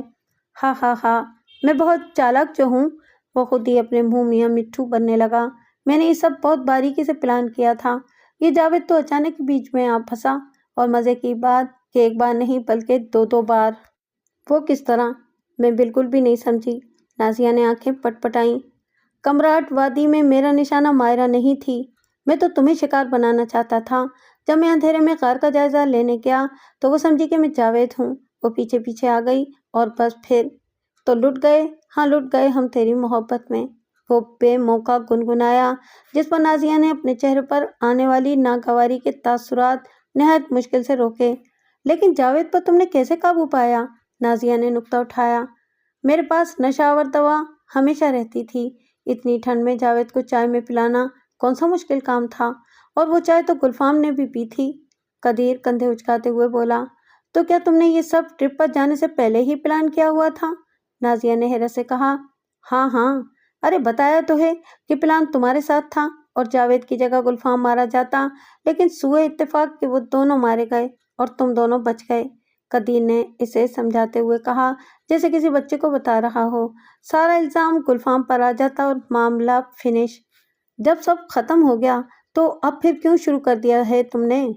میں بور ہو گیا تھا، قدیر نے اسے کہا جیسے یہ ساری قتل و غارت گری اس کے لیے کوئی معنی ہی نہ رکھتی ہو۔ بابا اپنی عمر پوری کر چکے تھے، آج نہیں تو کل مر جاتے، لیکن جاوید واپس آیا تو وہ کھل اٹھے۔ وہ اتنی تیزی سے صحت یاب ہونے لگے تھے جیسے ان کی روح کو کوئی نئی خوراک ملنے لگی ہو۔ تب پہلی بار مجھے شک ہوا کہ سب میری اور جاوید کی مشابہت کی بات کرتے ہیں، تو اس کے پیچھے کیا کوئی وجہ بھی ہے؟ بابا ہمیشہ سے جاوید کے قریب ہونے کے باوجود اس پر اپنا دست شفقت رکھتے تھے۔ اس کی یونیورسٹی کے اخراجات بھی وہی اٹھا رہے تھے۔ میں نے جب ان سے ان سب مہربانیوں کے بارے میں سوال کیا تو وہ بے ساختہ بول اٹھے، کیونکہ وہ تمہارا بھائی ہے۔ تم نہیں جانتی نازیہ کہ میں اس بات پر کیسے تڑپ کر رہ گیا تھا۔ تمہارا بھائی؟ نازیہ کا منہ اس بار حقیقی حیرت سے کھلا رہ گیا تھا۔ ہاں، میرا سگا بھائی ہے جاوید۔ مجھے بابا نے گود لیا تھا۔ جاوید کے ماں باپ ہی میرے اصلی ماں باپ تھے، اس لیے بابا کے ہاتھ فروخت کر دیا۔ وہ نفرت سے بولا اور اپنی اونی ٹوپی اتار دی تو لمبے بال نظر آنے لگے۔ نازیہ اب دیکھ سکتی تھی کہ اسلام آباد میں بائک پر نظر آنے والا چہرہ اسی کا تھا، اور اس کے بھیانک خوابوں کا شکاری بھی۔ وہ تمہارا بھائی ہے تو تمہیں خوشی ہونی چاہیے، یہ سب تم نے کیا شروع کر دیا؟ چپ کر کمینی۔ قدیر ایک بار پھر غلیظ زبان پر اتر آیا تھا، مجھے نصیحتیں نہ کر، میں یہ سب اپنی ذات کی تسکین کے لیے کرتا تھا۔ ایبٹ آباد میں جب میں نے قتل شروع کیے تھے تو تب کسی سے انتقام نہیں لیتا پھر رہا تھا، मुझे तो मज़ा आता था ये सब करके, और ऐसे माँ बाप और भाई से अच्छा था मैं पैदा होते ही मर जाता। ये कहकर इसने शैतानी कहकहा लगाया, जबकि नाजिया दिल में तायद किए बिना न रह सकी। जावेद तो मेरे लिए दूसरा जन्म बनकर आया था, वो ना आता तो मुझे ये खूनी खेल खेलने का फिर से मौका भी ना मिलता। अब मैं तुझे मारकर अपनी तृष्णा रह जाने वाली हसरत पूरी करूँगा, इसीलिए तो इतनी दूर इस्लामाबाद से तुझे उठाकर यहाँ लाया हूँ। क्या तू नहीं जानती कि मैं कभी कभी बाइक पर तेरे इर्द गिर्द घूमा करता था? वो खंजर उठाने के लिए आगे बढ़ा। मेरी लाश का क्या करोगे? नाजिया ने पूछा। इसकी आवाज़ में खौफ सा था। शायद ये इसके पीछा करने का ही असर था कि वो इसके ख्वाबों में लाशऊरी तौर पर नजर आने लगा था। हा हा हा, जो बाकियों के साथ किया, भेड़ियों को डालूंगा माई डार्लिंग। अगर इस वक्त तेरी ये हालत ना होती तो मैं तेरे साथ वही कुछ करता जो मायरा के साथ किया था। उसने दीदा दिलेरी का मुजाहरा किया। नाजिया के चेहरे पर जो पहले सरासीम की तारी थी वो यकलख्त खत्म हो गई। एक मिनट रुको, क्या बात है, जल्दी बको। गुलफाम को क्यों मार दिया? ओ बेवकूफ़ औरत, तुझे अभी तक ये भी पता नहीं चला? गुलफाम तुम्हारी टीम में सबसे ज़्यादा अक्लमंद था। उसने 2 जमा 2 करके ये सुराग पा लिया था कि हर उस जगह पर जहाँ शिकारी कातिल का सुराग मिलता है वहाँ जावेद के अलावा एक और शख्सियत भी कॉमन है, यानी कि मैं। वो अपनी तरफ से हीरो बनकर मुझ पर चढ़ाई करने आया था। एक ही बार में इस साले का काम तमाम कर डाला था और अपना खंजर जावेद के खंजर से बदल डाला। वो मुझे पकड़ने आया था। किसी कदीर ने अपनी बात का इख्तिताम गालियों पर किया। उसने केक का एक पीस उठाकर मुंह में डाला। आज मेरे जन्मदिन का तोहफा वसूल करने का वक्त आ गया है। नाजिया की जान लेने के लिए उसने खंजर वाला बाजू बुलंद कर लिया था। नाजिया उसकी आंखों में आंखें डाले देख रही थी। यकलख्ती कदीर का हाथ नीचे आया और इसी वक्त खिड़की का शीशा तोड़ते हुए गोली आकर उसके सीने में पेवस्त हो गई। इसे एक झटका लगा और वो पीछे की जानिब गिरा। किसी बेज़बान स्नाइपर ने अपना काम पूरा कर दिया था। धड़ की आवाज़ के साथ ही दरवाज़ा टूटा और दानियाल अंदर दाखिल हो गया। इसके पीछे खावर भी था। दानियाल ने तेजी से आगे बढ़कर नाजिया को बंदिशों से आज़ाद कराना शुरू कर दिया था। बचो, नाजिया चिल्लाई। उसने देख लिया था कि कदीर ने लेटे लेटे ही अपनी जैकेट से नाजिया वाली गन निकाल ली थी, इससे पहले कि वो फायर करता। खावर ने ज़्यादा फुर्ती का मुजाहरा करते हुए 4 फायर दाग दिए। ठा ठा ठा, फायर की आवाज़ केबिन में बुरी तरीके से गूंज रही थी और हर फायर के साथ ही कदीर के बदन में एक नया रोशनदान खुलता जा रहा था। नाजिया के चेहरे पर इसके साथ ही तमानियत उतरती चली जा रही थी। कोई 2 घंटे बाद वो मकामी थाने में बैठे ज़रूरी कार्रवाई से निमट रहे थे। नाजिया एक कंबल ओढ़े काफ़ी की गरमाइश अपने वजूद में उतार रही थी। तो तुमने मेरा सुराग लगा ही लिया? उसने मुस्कुराते हुए दानियाल से पूछा। मैं आपके बारे में सोचता ही ना, लेकिन फैसले के बाद जावेद की बात मेरे जहन में अटक गई थी। मुझे काफ़ी ताख़ीर से पता चला कि वो जीना जीना नहीं बल्कि नाजी नाजी बोल रहा था। नई वाली फोरेंसिक रिपोर्ट्स चेक की तो इसमें जावेद के फ्रीज़र से मिलने वाले सारे गोश्त के पैकेट हैवानी थे। मैंने आपसे राब्ता करने की कोशिश तेज़ कर दी, लेकिन आपकी तरफ से जवाब नदारद। मैं बहुत हैरान हुआ कि आपने तो गुलफाम के शहीद होने के बाद भी अपनी रविश नहीं बदली थी। तो फिर ऐसा क्या हुआ? आपके वालिदैन से राब्ता होने के बाद कंफर्म हो गया कि आप किसी मुसीबत में हैं। शुक्र है कि आप अपना ट्रांसमीटर हमेशा अपने साथ रखती हैं। इसकी बदौलत ही हम आपको ट्रैक करने में कामयाब हो पाए।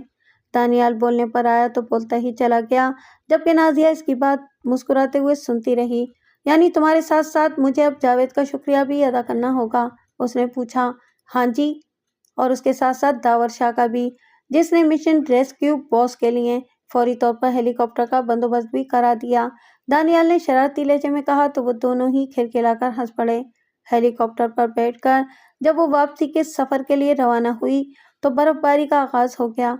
रुई के गालों जैसी गिरती बर्फ की वजह से फिजा में छाई हुई धुंध छटने लगी थी। धुंध के पार उसे सब दिखाई देने लगा था। नीचे फैले हुए शहर की रोशनियां उसे यही पैगाम दे रही थीं कि इसे जीना है, एक बहुत अच्छी ज़िंदगी जीना है, अपने लिए, अपने बच्चे के लिए और इस बच्चे के चाचू के लिए, जो पे दर पे हादसात का शिकार होकर अपनी ज़हनी रोह में मुतवाज़िन ना रहा था।